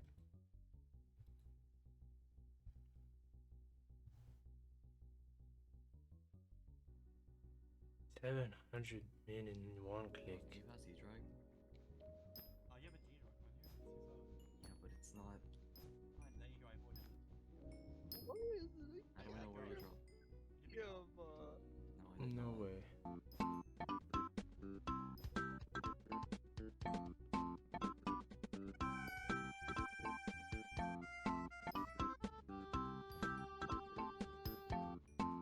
Oh my God, that must be pain. Oh my God, what would you drop your redrag first off? Oh my fucking God, man. What's poppin', yo? Kendrick Lamar has finally stepped back into the light. You're probably thinking, damn, you ain't really got Kendrick Lamar videos. That's because the last time Kendrick Lamar dropped an album, I had just started this channel. So it's been that long. But Kendrick Lamar replied to someone's tweet saying Kendrick Lamar is officially retired. The tweet was from February 13th, so it wasn't even from anything relatively close to today. Damn, that's pretty And he cool dropped the that link he's for using that. oklama.com, which is where he's given announcements before. When he first came back to the internet, he dropped it here. But he says, PG Lang, The Language Enterprises, from the desk of Oklama or Oklama, I don't know how it's pronounced. I say Oklama. For immediate release, Los Angeles, California, April 18th, 2022. The following statement was released today by Oklama through his company PG Lang at 11 a.m. PST in Los Angeles, California. Album, Mr. Morale and the Big Steppers. Release date, May 13th, May 2022. 13th? Oh, that's All factual soon. information for this Damn. release will come Good go. directly from this source only. Appreciate your patience. I think this was a great way to announce it. It's Yeah. going crazy on Twitter. He's pretty much being his own press outlet. This should be his pretty first album fire. away from TDE. And I honestly predicted this release date. Not this specific release date in April. But if you recall, I made a Baby Keem video, I think, towards the end of December in one of my videos.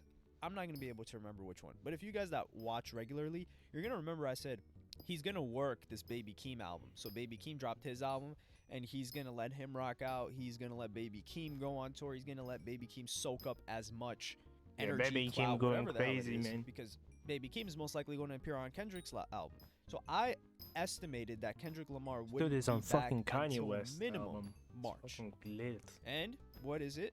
April. I said either March to May, you can expect Kendrick Lamar to be back. And then after that, it was announced that he would be on Rolling Loud for June or July. It's Rolling Loud Miami. I'm not sure which date it is.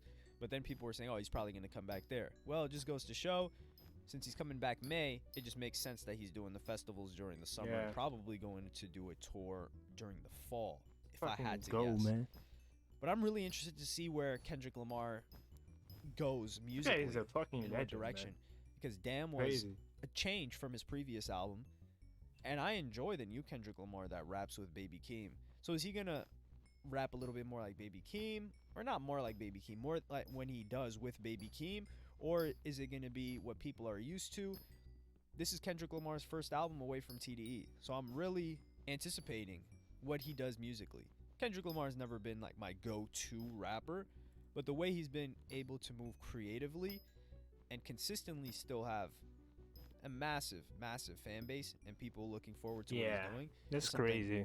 I've always wanted to follow, and I've always Even listened while to his being music. It's just absent that he for like wasn't my years, go-to he's guy still that I'm listening to repeatedly. so So let me know what famous. y'all think in the comments. What are you expecting sound-wise from this album? Do you think he's gonna try new things like he's been doing? Do you think people may receive this in a certain way if he is doing something new and they want him to do what they're used to? I really want to hear all of your thoughts in the comments. Like, subscribe, and hit the Wait, notification there's bell a- if you enjoyed. Follow me on Twitter and Instagram. Thank you for watching. Peace. Oh, I didn't even see. It was one. Damn. Yeah, that's pretty cool that he's dropping. I'm so hyped, man.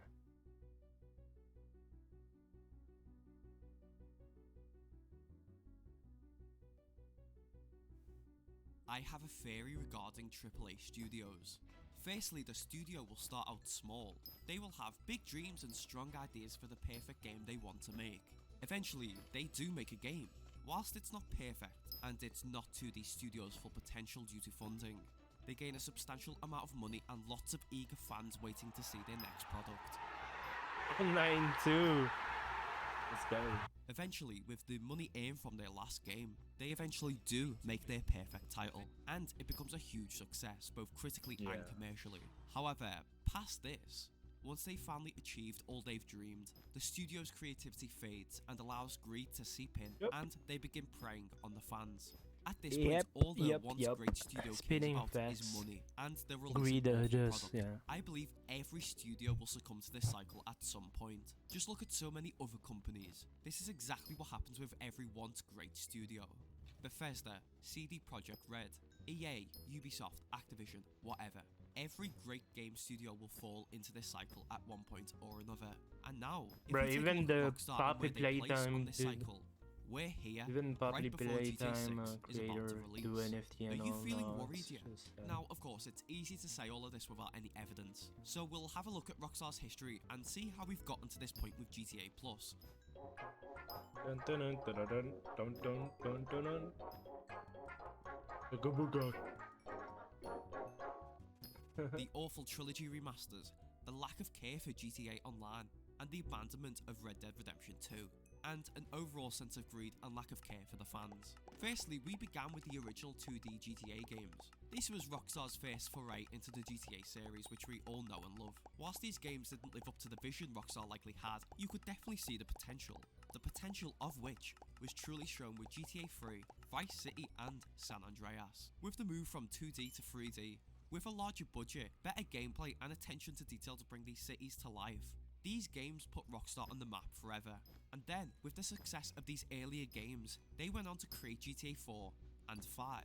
At this point, Rockstar have come close to perfecting the formula, and as a result, they gain massive success. They've poured all their creativity into creating a genuinely great GTA experience. With the success of GTA 5 came great fame and an incredible amount of money. However, now that their creativity has been spent up, greed has sadly set in. I mean, after creating a game like GTA 5, which whilst itself isn't perfect, it is close to being the perfect GTA experience. Where do you even go from there? How do you top games like GTA 5 and later Red Dead Redemption 2? Quite simply, you don't. Or at least Rockstar haven't been able to. For the past 8 years or so, we haven't seen a brand new GTA game, whereas before GTA 5, we saw one every few years. Before, Rockstar was creative and were always trying to create the best games they could, but now with GTA 5 and Red Dead 2, they have created the best games they could, and they know it. After achieving all they've set out to accomplish, they've lost their creative spark and their desire to truly create great games, and have instead gained a new desire for money, even at the expense of the fans they once desired to provide great games to. The proof of all of this started with GTA Online itself. What once had great potential to be a great online experience devolved into a glitchy, awfully balanced mess. What's worse is that despite all the issues with GTA Online, they continue to sell shark cards which give you in-game money for real life money. This was the first sign of greed, yet it wasn't too bad. We can excuse this. Later on, they began re-releasing GTA 5 on new consoles and on PC. That was bad. Over and over again. The first time they did this, it was fine. They did make some good changes like much better graphics and first person mode after all, so people excuse this. Then, down the line, they abandoned Red Dead Online, upsetting the fans of the game. Now, of course, fans came to the defense of Rockstar. It's not Rockstar's fault they abandoned the game, despite Rockstar not adding any substantial content to draw new players in the first place. They're a company that needs to focus on earning money. Red Dead Redemption Online doesn't earn them enough, they said. Despite the fact Rockstar have earned billions from GTA Online alone, GTA, they bruh. should be able to God. support this game.